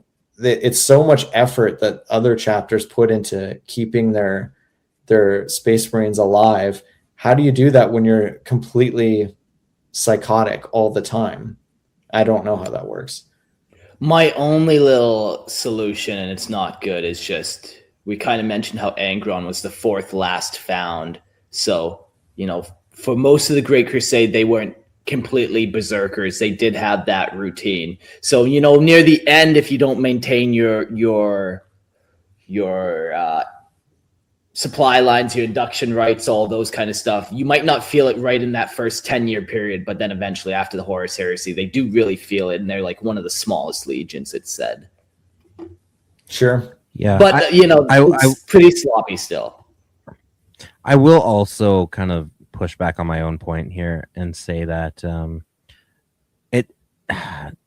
Khorne berserkers, counter to how they're often portrayed, aren't always complete utter psychopaths that are constantly butchering each other. Too, there are moments of clarity in certain ones that are more clear than others. They're not all like frothing at the mouth lunatics all the time. So like you do have apothecaries still. You do have, I'm sure there are, despite World Eater berserkers being the poster boys of World Eaters, I'm sure they had heavy weapon squads. They had other units that are still able to keep enough sanity to still express some kind of like tactical knowledge and keep some kind of rational approach to things despite the butcher's nails and things. I got an image pulled up of just World Eaters with a heavy bolter, and I freaking love that. Yeah. That's how you make the blood flow for sure. I did, on a personal note, I did make a squad of World Eaters that use bolt guns. And they look freaking sick. Yeah. Yeah. Not it kind of like it's a problem that even Chaos as a whole is often confronted with. There's in that Ultramarines movie, which isn't very good across the board, the Chaos guys, which are Black Legion, are depicted kind of in this berserkery way where they're just like charging headlong with chainsword and bolt pistol in hand and just getting mowed down. And it's like that those tactics will only get you so far until everyone is dead in your squad. Like there's got to be some elements of even Chaos who are cool-headed enough to be able to conduct a battle without getting their side just completely annihilated. There is the Night Lords book series does a good job of that. They're often like struggling with resources that they don't have enough of, and so they have to really rely on their kind of hit and run tactics to like steal equipment and make sure that they get the advantage on other Marines. I think that was the best I've seen it done for Chaos. It still feels kind of difficult to rationalize, but that is the way that I'd expect Chaos to be. Is that they don't have the same logistical support that a normal Imperium chapter would have. They got to kind of do things a little differently. But the Night Lords are a little bit more of a rational chapter anyway, or legion anyway. Yeah, like for all we know, the World Eaters, they didn't even know their casualty rate till the end. Like, all right, let's sound up some numbers. Oh my God, there's only 7 left. I like when you're playing with Khorne on the tabletop in 40K and he like kills some of your guys because you don't charge. I love that mechanic. It's super fun. Yeah. All right, let's get into Animal in the Deep. Deep within the dark guts of the Night Lord's flagship, Angron was caged inside a prison built for suffering alone. And the Night Haunter's command, Perturabo, had forged his torment, an iron mockery of his own Cavia Ferrum, designed not merely to hold a captive, but to grind a demigod down through endless frustration and pain. The prison was a warped labyrinth, its blank walls and cruel geometry denying reason itself. Angles lied, distances betrayed thought. Any attempt to chart its passages shattered the mind, folding logic back upon itself, in turns that could not exist. Even after dozens of attempts, no prisoner could trace more than a few bends before reality unraveled. This was the same maze Kurz had once used to break Vulcan, dragging agony out across long, merciless months. Angron was swallowed by it. He raged through its corridors, smashing into dead ends, triggering hidden blades, crushing fields and traps meant to maim and mock. There was no escape, only repetition. Violence without release, fury with nowhere to go. The nails screamed without pause, driving him onward through a maze that fed on despair. The Daemon Primarch Angron descended upon the throne world during the Siege of Terra, the black blade clenched in his grasp. Above, on Terra itself, the traitors finally succeeded in their blasphemous rites. The Emperor's psychic Aegis weakened, torn and bleeding under warpcraft and sacrifice. With the barrier faltering, the Nightfall opened its holds and fired Angron into the void like a living weapon. Wrapped in fire and hatred, the Red Angel fell screaming through space, crashing towards the throne world, loosed at last, not freed, but unleashed. That's the cartoonish 40K I know and love. Yeah, just drop potted a human onto the planet like that. I love that. It's an awesome moment. He's a demon. He doesn't need a ship. Yeah, it's that like fallen angel thing too, of just like the wings are burning up and like, classic image. Being cast from heaven, yeah. A comet of fury and rage. When the demon Primarch tore into Terra's atmosphere, he burned like the falling god of hate, a screaming comet of fire and iron. His impact shattered the ground itself, the shockwave of his arrival ripping through the battlefield and crushing loyalist and traitor alike beneath indiscriminate ruin. With the black blade howling in his grip, Angron carved a path through Imperial defenders, a living catastrophe, hacking his way towards the walls of the Imperial Palace. There he beheld Sanguinius, the radiant angel of the Blood Angels, and hurled a challenge thick with spite and longing. Sanguinius answered with the only warrior's salute and refusal, turning away to withdraw behind the Imperial Palace walls. He told Angron their fates would clash one day, but not this day. Angron's answer was a scream of pure frustration. The Emperor's lingering psychic Kajia still burned his essence, denying him pursuit, denying him the kill. The palace remained just beyond his reach, a wound he could not tear open. As the siege ground on at the Battle of the Lion's Gate spaceport, Angron smashed a Capital Imperialis to scrap and tore apart a Leviathan transport, yet still he could not break through the Imperial Palace's defenses. Only when the traitors unleashed a final overwhelming assault did the spaceport fall. As the Emperor's barrier shrank back to the Sanctum Imperialis, Angron led a tide of blood-drunk world eaters onto the Eternity Wall, drowning its defenders in slaughter and rage, howling defiance at the world that he had never stopped denying him. Yeah, all right. We're there, the Imperial Palace. Freshly swollen with demonic power, Angron and his world eaters smashed aside the loyalist defenders, clinging to the Eternity Wall. It fell to them, by fate or by curse, to spearhead the final headlong assault on the Imperial Palace itself.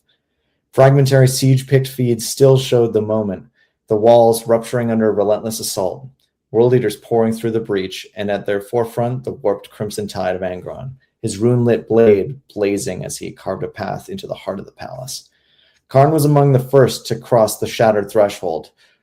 Though the sons of Horus would later dispute it, the 12th Legion's own chronicles are clear that the fall of the Palace Gate was wrought by Angron's demonic black blade, driven into adamantium and all the hatred of a lifetime of chains and betrayal. Terra drowned in the blood beneath World Eater's advance, yet even that harvest was denied its final reward. With the Dark Angels and Space Wolves racing toward Terra to reinforce the Loyalists, Horus staked everything on a single desperate gamble. He dropped the void shields of the vengeful spirit and challenged the Emperor to face him, daring God to meet Son. The Master of Mankind answered. Their duel decided the fate of the galaxy, a clash of flesh and warp that ended only when the Emperor destroyed Horus utterly, erasing even his soul, but at the price of his own mortality and eternal imprisonment on the Golden Throne. With Horus dead, the traitor host shattered and fled Terra. Angron was the last to depart, standing upon the deck of his dropship, staring back at the Imperial Palace with a yearning snarl. it had endured him. Even now, even as a god of slaughter, it had denied him. We unfortunately skipped over. I think we're not going over the duel with Sani. Yeah, I forgot about that, but yeah, no. If we know about it, let's talk about that, because he does get that duel that Sanguinius says, "Hold on, we'll fight one day." That day does come. How does that happen? Even has anyone read that part of the book?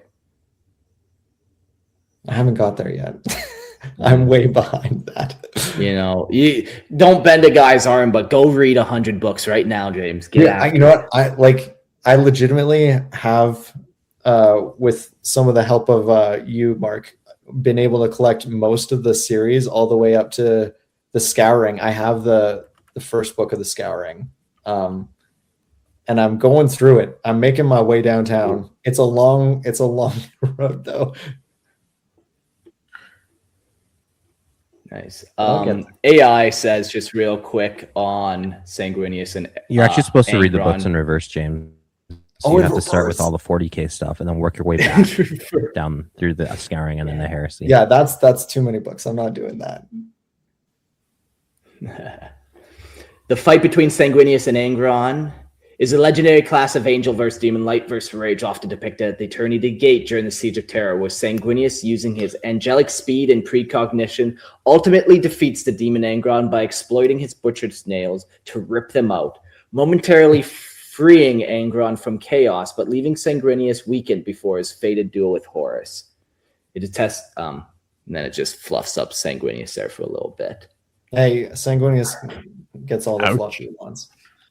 Yeah, okay. Well, if he does, it is a testament to Sanguinius's power and sacrifice, showcasing his ability to overcome even the most berserk brothers, though it cost him dearly. Yeah, so right in front of the Imperial Palace at the Eternity Gate, these two fight. And that'd be such a cool battle to witness. Like, they're both flying, and like that's an element that none of the other Primarchs really have in the same way. Well, I think the thing I like about that duel is the way that Sanguinius is the reverse of what Angron is. Like they're the reverses of each other. Like where Angron is bitter and resentful, Sanguinius is loyal and optimistic. Like Sanguinius is, in my opinion, the best of the Primarchs because he takes flaws and makes them good. Or he takes what things are and makes them positive.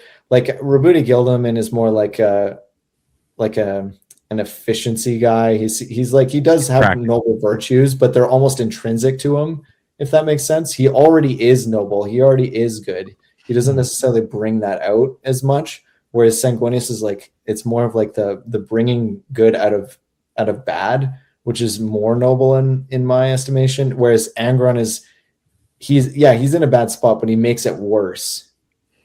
And so I think that they're interesting parallel, or like not parallel, but like different foils. Yeah, they're foils in a good way. Yeah. The other thing too is the obvious imagery of the angel and the demon too, which is really cool. You know, Archangel Michael and Satan kind of like grappling is often like a motif in like paintings and things and sculptures. So and Sanguinius has that imagery too when he fights Kabanda at the Eternity Gate as well. But same idea. Like Angron, when he looks like in his demon form, looks very much like what do you call them? Bloodthirster. So you saw that like parallel imagery. Because Mark, you have some of the models up here. There's two versions, a few versions. Like there's the Angron early on, and then there's the Angron as a demon, and then there's the Angron fully as a demon. I think there's like a transformation. Like it's not instantly that he becomes a demon and he's fully the Angron of 40. There's a time. I don't know. That's one way to read it. I never thought of it that way. I always thought that it was just like a different sculpture. Like I didn't know if there was any seriousness behind the differences other than like it was just a different sculptor. I could be wrong though. I thought there was like a trend, like because I remember reading about how they wanted to depict the move towards chaos in the models. Yeah.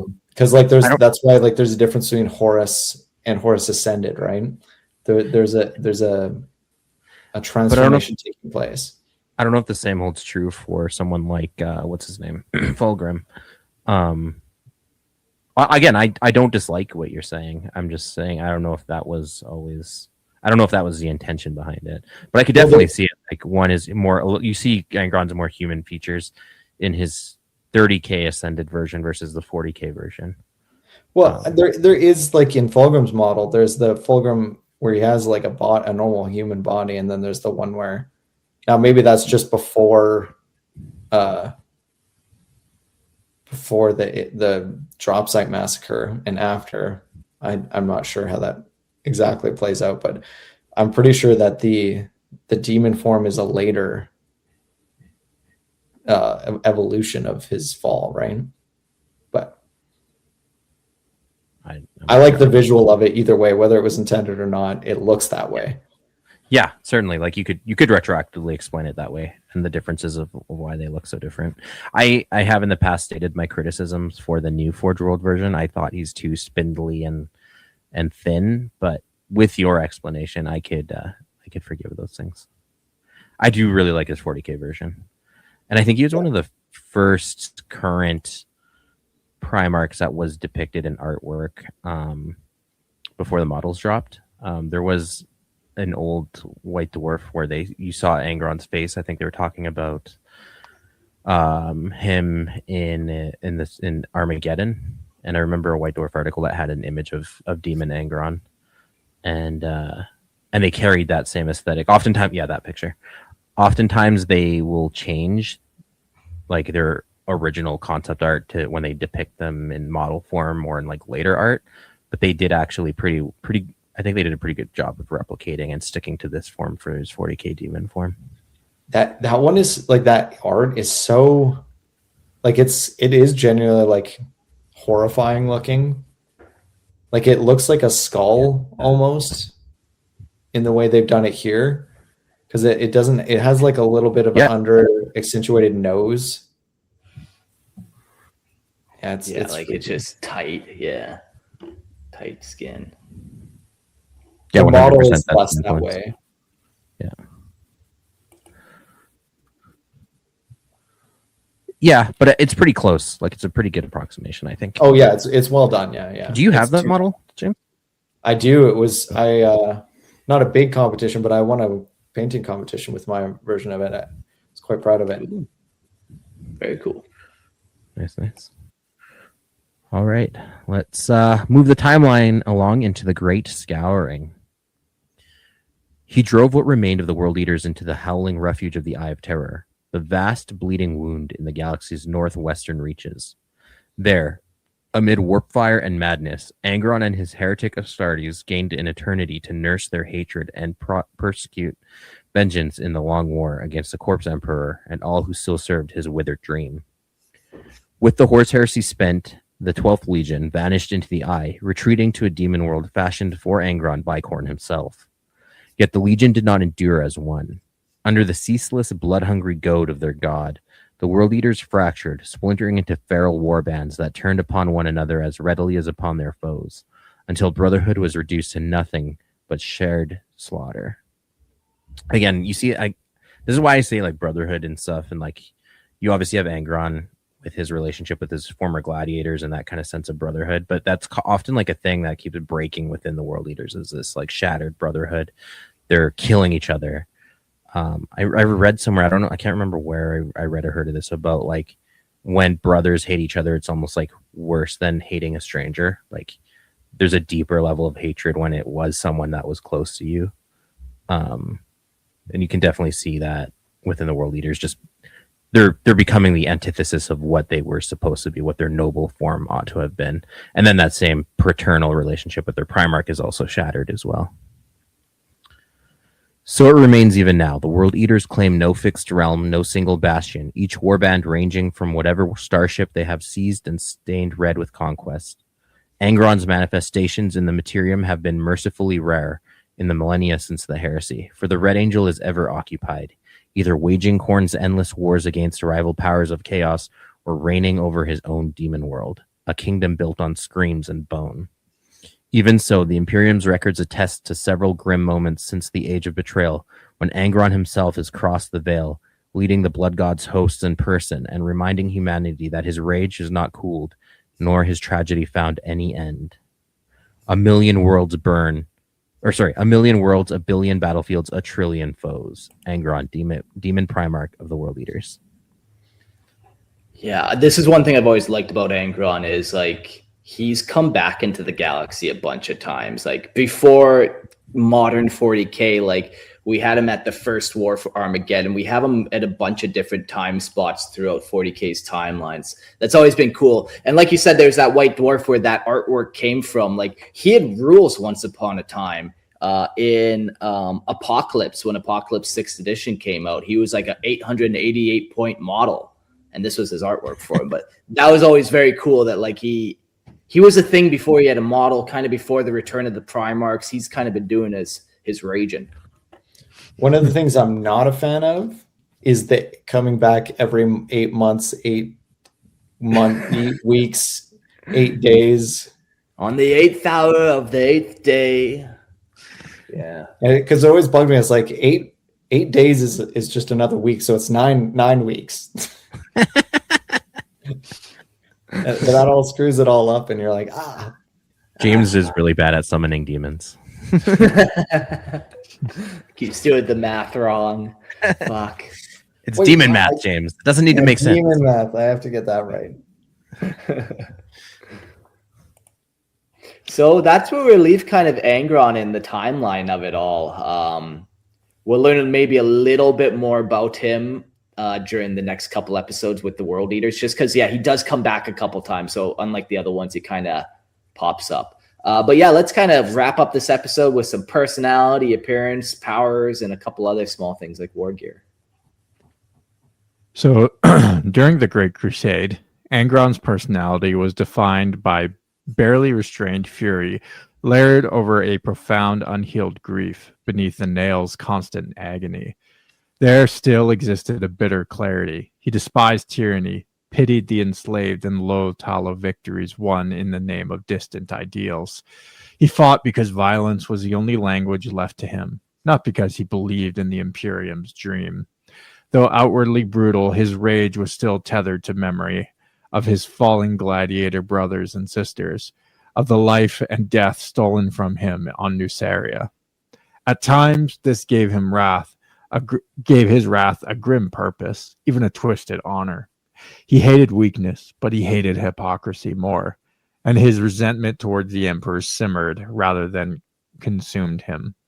Angron was broken, but not yet entirely lost.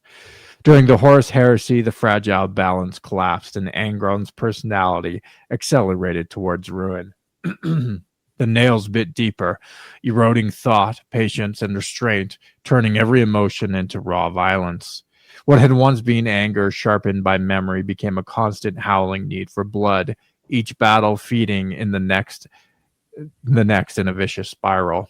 Horus's rebellion did not create this change, it unleashed it, removing the last chains of obligation that had held Angron back. Betrayal hardened into certainty, pain into identity, as chaos took hold and the blood god claimed him. Angron ceased to be a warrior driven by loss and became loss made manifest, a living engine of slaughter. By the end of the heresy, there was no separation between his will and his fury. The tragedy of Angron was complete, as the last echoes of who he had been were drowned beneath endless war. Kind of to James's point, I know we've kind of been harping on this throughout the whole episode, but I was kind of thinking about like a good example of this. Oftentimes people in real life, if they get dealt a bad hand, they can choose what they do with the cards that they're dealt, obviously. And so let's say you have an example of a father who, terrible life, horrible upbringing, but he chooses to drink and beat his kids and perpetuate violence. There's a point in that path where like he's choosing that versus someone who's also dealt a horrible hand but chooses not to do that. And then like I was thinking of the butcher's nails as something like alcohol or a vice or something. in addition to it. So oftentimes you can go the route of like, oh, it's not my fault. It's only the alcohol that causes me to get violent, right? Well, yeah, but there's also choices wrapped in with that drinking. And sure, the drinking, maybe you become that violent monster after you drink, but there are a bunch of choices also mixed in with that, and the choosing to how you deal with your problems that is manifesting as you're drinking and as your violent expressions. So just kind of like humanizing the idea. It's harder to like, relate to a Primarch with this machine embedded in his skull, but we have very similar parallels. And like I was saying with the whole thing about brotherhood and like father-son dynamic too amongst the world leaders, like that is I think a very poignant example of like exactly that. Angron is an alcoholic father. Yeah, I like that. I'm trying to say at it like a vice, like that vice where it even says where the more he does violence, it's like it self-perpetuates that he needs to do more, and it's just that vicious circle. People often talk about like feeding a vice in the same way you feed the butcher's nails, right? Like same kind of, to wrap it all up together. So yeah, like I said, this is one of the most, I think, well-written Primarch stories, for that reason of just how much depth it feels like it has. Like you compare that to Fulgrim and his descent to chaos, it feels so shallow in comparison. I'm a big Fulgrim stan, so you're a big Fulgrim. Fulgrim stan. I don't know if I totally agree, but continue. Yeah, we can fight about that later, Jordan. I'm willing to fight you. It's just James never achieved perfection in anything, so he doesn't know that vice very well. He gets the Angron vice, but not the perfection one. Yeah, the rage speaks loud to me. Yeah. We got a little section on his appearance. Honestly, just pop your phone down at your screen. You'll look at all this sweet artwork of Angron. There's a bunch of official stuff. There's a bunch of non-official stuff. But yeah, honestly, this is one of the best artworks of all of 40K. This like old white dwarf Angron artwork. Like just brutal. It's not the image behind me. What are you saying, Mark? I said one of the greats, Jordan, not the great. Yeah, man.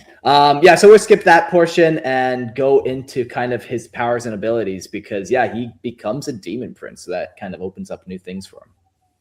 Yeah, so Khorne, in the days when he still bore the rank of captain of the 8th Assault Company of the Warhounds, was forever marked by his first sight of the Primarch's face, a memory that echoed across the ages like a wound that never closed.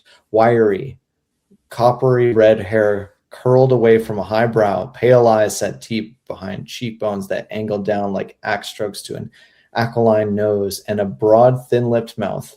It was the face of a general to follow on to death, the face of a teacher at whose feet the wise would fight to sit, the face of a king made for the adoration of worlds, the face of a Primarch. And rage made it the face of a beast. Rage pulsed and distorted the features like a tumor breaking out from the skull beneath. It made the eyes into yellow, empty pits, debased the proud lines of brow and jaw, peeled the lips back from the teeth. By the brutal traditions of the Nucerian arenas that had forged him, Angron carved scars into his own flesh after every battle, a living record etched across his torso, known as a triumph rope. Each victory was allowed to heal clean and pale, but each defeat demanded filth be ground into the wound so the scar would blacken forever. In all the blood-soaked history of Nucerian gladiatorial pits, Angron alone bore no blackened scars. Corvus Corax believed that among all the Primarchs, only Horus and perhaps Sanguinius might have overcome Angron in single combat. Leman Russ was often judged Angron's equal in raw physical violence. Rogel Dorn, however, believed he could destroy Angron through discipline and strategy and feared him far less than he feared Horus, whose mind was a weapon as sharp as any blade. Before the butcher's nails were driven into his skull, Angron possessed a rare physique, or psychic sensitivity, an instinctive empathy that allowed him to not merely to feel the pain and despair of others, but to draw it into himself. Go. In the darkness of Nucerian slave caves, before he was dragged in chains to Daesha, he used his gift to soothe the terror and agony of the other children slaves, taking their suffering into his own soul long before the galaxy decided he would drown in it. After his ascension, Angron was no longer merely a Primarch consumed by rage, but a living avatar of Khorne's wrath, a walking catastrophe of flesh, fire, and demonic power. His already godlike strength swelled to impossible extremes, allowing him to tear apart titans, pulverize fortress walls, and butcher entire companies of space marines with contemptuous ease. Bound to the warp, Angron could no longer truly die. When his corporeal form was destroyed, his essence was dragged screaming back into the Imperium, only to be unleashed again when the Blood God willed it. His presence alone ignited berserk fury in the mortals and Astartes alike, driving warriors into homicidal madness as the echo of the butcher's nails was magnified 1,000-fold through the warp. Wreathed in a demonic fire, armed with weapons forged in hell forges, and sustained by endless slaughter, Angron became the perfect engine of an eternal war. Tragically powerful, utterly enslaved, and forever denied the peace that death once promised him. Christian, a few days ago, you're like, oh yeah, let me on the Angron episode. I got some things to rage about. I'm like, yeah, I got some things to rage about too there, buddy. This was one of them, this whole little empathy update that they did. They're like, he feels everything so deeply. It's pretty fucking dumb. I think it's so silly. It's one of those things where it's like they just tried to add too much onto him. And that was the final straw of just like, come on, we don't need him to feel the people that he's killing. Like, it's already tragic. It's already pitiful. It's already all these things that we discussed. And I think that was just one of those weird things. I wonder if that is like an overcompensation on the author's part. I think it's for the shallow readers who are like, Angron angry, what a shallow and no story there. And through this whole episode, I think we've created a pretty strong argument that that's not the case. But for the shallow readers, it's like, oh yeah, we need to really layer some extra things on there because we don't understand our own character. Is my feelings towards that. That being said, I will say that oftentimes the over empathetic feeling types often also express feelings through rage as well, just as a real life observation. So I don't think it's necessary. I think it kind of like, again, is laying it on thick. But at the same time, I think in real life can see some parallels where, those who feel rather than think often also express only in rage and anger rather than through other more constructive routes. Yeah, like thankfully it's not something that breaks the character. It's so small and you pretty much only get it on his time in New Syria before he gets the nail. So he kind of has this empathy power for such a brief period and then it kind of just goes away. Yeah. So not the most grievous offenses, but still just whatever. Yeah, and I will also add it does support my brotherhood thing of like, yeah, he's quite like, again, like a good version of Angron, as in good in the sense of like noble and positive would be sure, like if it's empathy and like that feeling of brotherhood of creating that, being able to create that amongst others. Like imagine a good Angron amongst, maybe he was a missing link, like all the Primarchs suffer from this like fractured fraternity. Maybe a good Angron would have gelled all the Primarchs together and kind of held or brought this like overall feeling of brotherhood amongst the whole group, right? Like that seems to be what he's able to do amongst the gladiators. Can I make a defense for it a little bit? Because I don't think it's that bad. In fact, I think it might add a little bit to him. The reason for that being that his main thing is bitterness, but if he feels the pain of the people he's going through all this suffering with, it would maybe give him more motivation to be bitter. Or again, he'd have a decision to say, I want to remove the pain from these people, and that's something to drive hopefully by removing towards their head. Well, no, but like if he can feel the pain, if he can take the suffering away of people nearby him in a positive way, he made a choice not to make that his character, right? And so it's another point he could have been working for the Canadian government MAID program, just offing Canadians left and right, but no, it doesn't say it doesn't. From what we're right here, and again, I hadn't heard about this before our meeting notes, but if you took away the terror and agony of the child slaves, he theoretically could have been using this as a positive thing to be like helping those around him get through difficulty. but he chose not to make that something that he used a lot. So maybe it's another element of his bitterness, and he's like, well, if I'm going to suffer, you're going to suffer. I don't know. I don't think it's a bad element to add. I don't think it necessarily adds a lot, because all the elements are already there for all the things that it adds, but I don't think it's bad. I think it contributes. I get salty often, like when it's like I know the character, I know his key features and abilities, and for 20 years I got used to something, and then they toss in like a throwaway line like that. But it's gonna keep me up, but whatever. It's not the worst offense, but Yeah. I don't think it's necessary or improves a character. I'm really just retroactively trying to justify what's already been done, which I should stop doing. Cool. All right. Well, let's get into some of his war gear. During the Great Crusade and the Horus Heresy, Angron butchered his enemies with the twin chain axes Gorechild and Gorefather. Again, that paternal link. Weapons that screamed as loudly as their master's soul. Before these, he bore the crude chain axe Widowmaker, a brutal tool of simpler hatred, shattered in his clash with Leman Russ during the Night of the Wolf. To replace the broken relic, Angron seized the colossal axe Brazen Tooth, a weapon fit only for ruin, later cast aside and gifted to the word-bearers as a blood-soaked symbol of their doomed pact. For defense, Angron encased his scarred body in a vast suit of power armor forged from the design of his Nucerian gladiator warplate. The armor of Mars, a prison as much as a protection. He also carried the plasma pistol Spite Furnace, a snarling echo of his wrath. After his ascension to demonhood, Angron abandoned these mortal tools, forsaking steel and ceramite for the Black Blade, a demonic weapon of pure slaughter, bound eternally in his rage and his curse. I do like that Angron goes through so many different weapons. It makes sense in reality for any warrior, but especially for him being like a gladiator archetype, that he just kind of uses weapons as tools and then moves on to the next ones.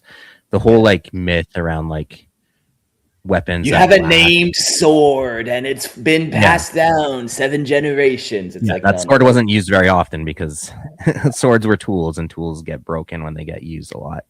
Yeah. So that like that even is like hammers, kind of man. Even hammers. You use a hammer, you're gonna break that bitch. Like, and it's meant for smash and shit. Like exactly right. Like you know, armor that's not beaten up and I don't know, something poetic about not seeing combat. something poetic. Fuck.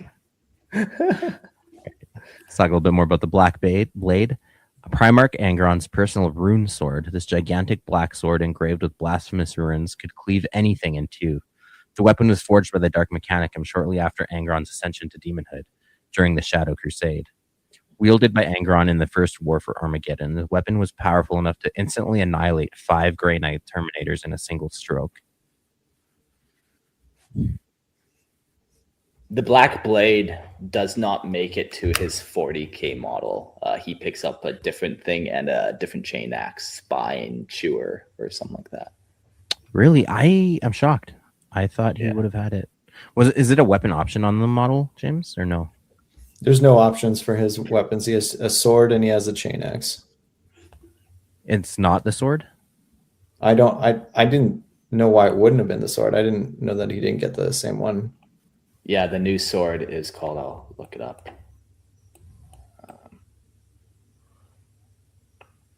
It's so funny whenever they put so much emphasis on a weapon and then they just... Yeah, like the Black Blade was like famous, man. But yeah, the new sword is called Samanarius, and his chain axe is called Spine Grinder. Huh. Curious. They look so we don't very even have similar to it, and that's like the other weird thing where it's like, okay, so did somebody not know that his sword was named and then they named it? Like, because it looks very similar to the Black Blade. 100% that's what happened. Does his old 30k model have one, or like his demon form?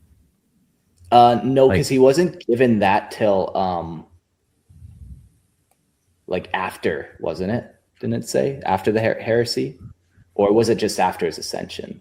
I thought it was his ascension, but I could be wrong. Mm-hmm. But yeah, like that sword obviously is different than his current sword. So then, what sword is that? There it is. That's black. That's the black. Yeah. Okay, we'll pull up one more link here to see if we can get a picture of specifically the Black Blade. Wait, the Black Blade, it's called here. Now we know GW is up. Oh, it always is the Black Blade, not the Black Sword. Never mind. Yeah, so there's artwork. It looks pretty well the dang same as any sword. You know, there's two sharp sides on this pointy end. There's a hilt. Yeah. Yes, Jordan, there is a hilt. Correct. A pommel somewhere in there, I'm sure. Sure.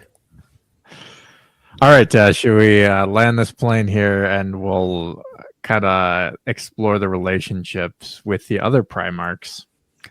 Among the traitor Primarchs, Angron's relationships were defined by violence, utility, and barely restrained contempt. He had little patience for schemes, prophecy, or ideology, and viewed many of his fellow rebels as liars playing at war. Lorgar was the exception and the wound, both savior and jailer in Angron's eyes. It was Lorgar who preserved Angron's life through damnation, dragging him into demonhood and binding him eternally to Khorne, an act Angron neither forgave nor forgot. With Horus, Angron shared no true brotherhood, only a mutual alignment of hatred towards the Emperor. Horus was a means to an end, not a leader he respected. Perturabo earned Angron's grudging acknowledgement through endurance and unyielding will, though their bond was forged in rivalry and blood rather than trust.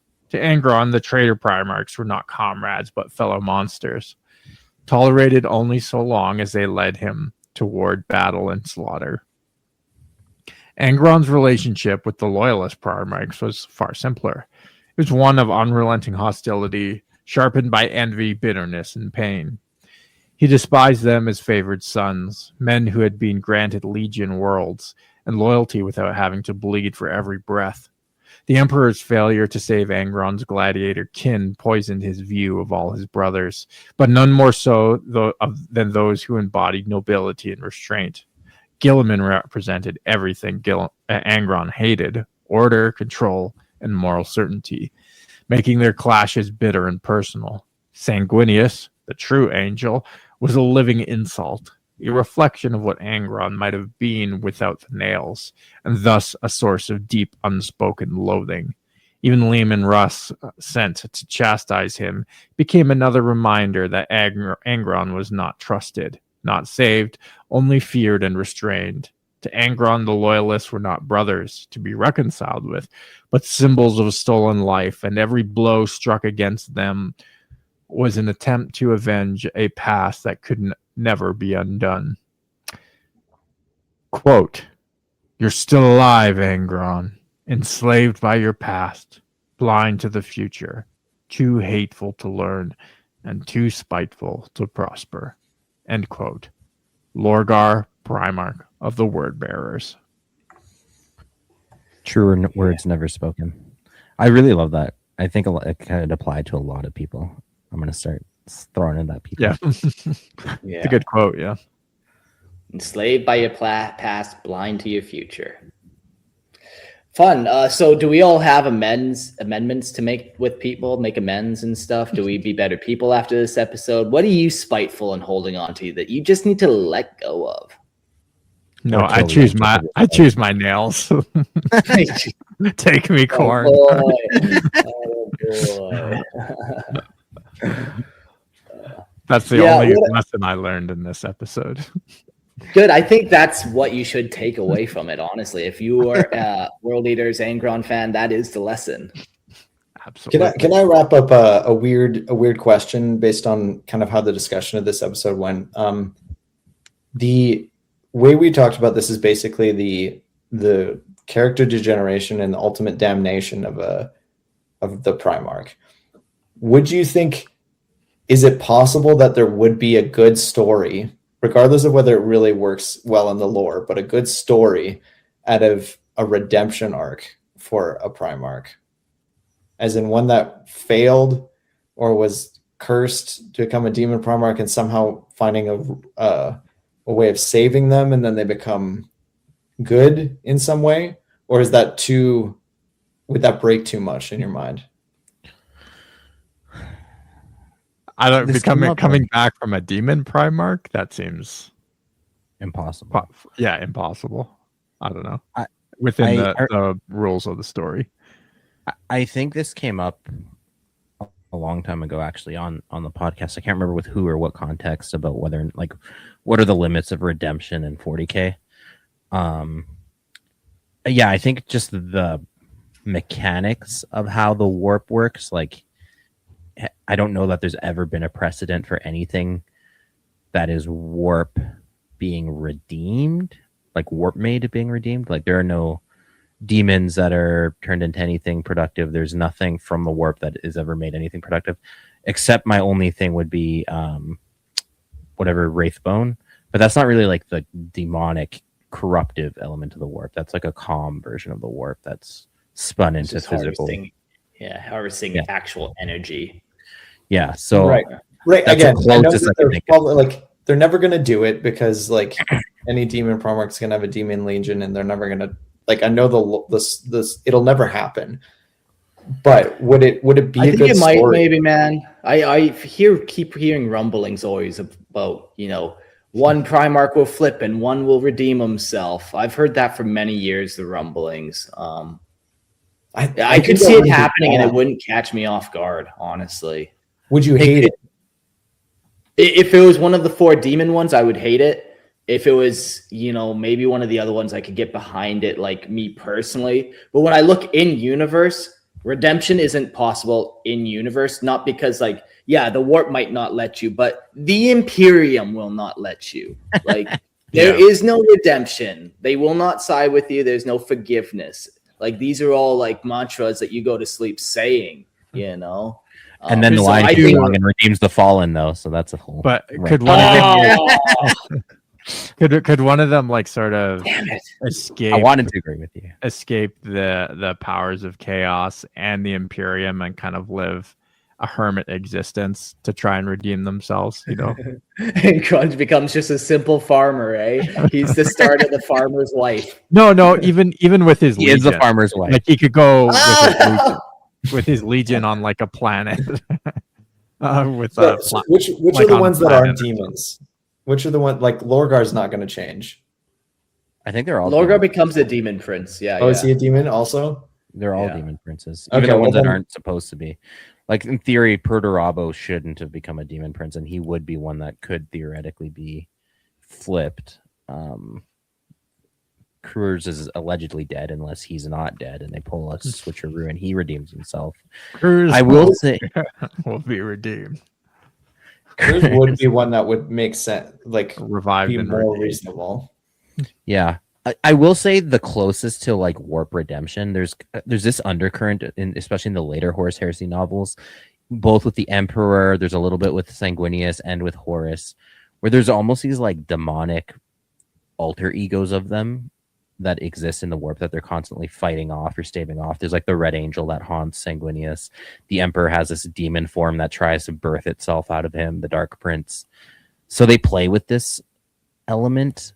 It never goes full-blown redemption, but it's almost like the closest they've come to the idea of redemption.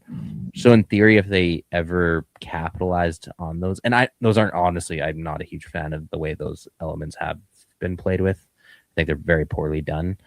But that being said, I think that would be the closest, where, like, this demonic force almost overtakes one of the noble characters, but they fight it off at the end and they stave it off, and their true glorious self kind of, like, breaks through their demonic shadow. And it happens actually quite a few times with a couple of different characters, especially the more noble ones like the Emperor himself and Sanguinius, if you consider the Emperor noble anyways. That being said, it would be a world shattering change, but it could be well done. I wouldn't hate it. You might actually accidentally tip the status quo in such a way that you'd have to almost end 40k. But it could also would be a reason not to do it. But it could be kind of like a final revelation or like apocalypse moment, like an idea of forgiveness or redemption being the thing that kind of solves all the ills of both the Imperium and the warp and everything. But it would be a like crazy undertaking to do it in a way that doesn't break everything and also kind of come off as overly cheesy. I think it's doable. I just don't know how it could be done. I think it would be cool. I don't know how you would do it either, but I always like my favorite kinds of stories are always character degeneration paired with character regeneration. I think it's one of the stronger stories to do. That's one of the reasons that Breaking Bad was such a good show, was because of the pairing of a degeneration with the regeneration.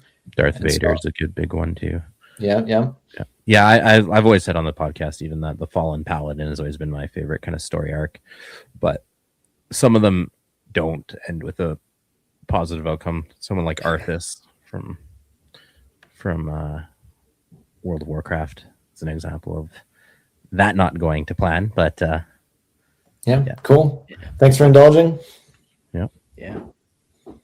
Yeah, fun little thought for sure. I can't wait till we're done. Like I got like a list of episodes I want to do when we're done all the Primarchs. When we have all the information, I got a bunch of crazy kind of like what ifs and all this. Like, yeah, that's a good one I'm gonna add to it. And which ones should flip? Which ones should come back? You know, is it just Alfarius? Maybe, hard to say. But well, everyone, thanks for listening to this episode of Lorehammer. It was a long one, but man, a lot of fun. Learned a lot.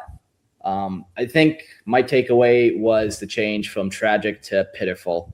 You know, it's one of those things. Maybe he was tragic back in the day, like when we didn't have as much knowledge on him. But now that we have all this knowledge, yeah, it's a pitiful character. He has choices. He's got many chances, and he always chooses the wrong path. He chooses bitterness every time. So, fuck him. Fuck chaos. Long live the Emperor, I guess. You bootlickers. You filthy bootlickers. You guys got any closing thoughts there? No, Angron is up there for me. He's always been one of my favorites, along with Fulgrim. And I do like the deeper. He's deeper than he comes off on the surface. So I encourage anyone who wasn't interested in Angron or the World Eaters to give them a second go. Yeah, he's good. I find him. I've always found his like Khorne to be a little shallow, but Angron being like a I don't know, Khorne inspired does have a few more layers to his onion.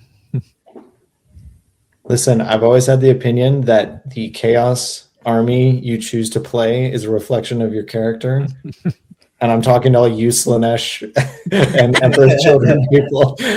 And World Eaters, like I legitimately, like sometimes like a vice of mine tends to be like being angry and rage sometimes. And I can see like maybe that is why like I have a World Eaters army. I love their aesthetic and everything. And I think there is some truth to that the Chaos Army you choose is maybe like there's something to it.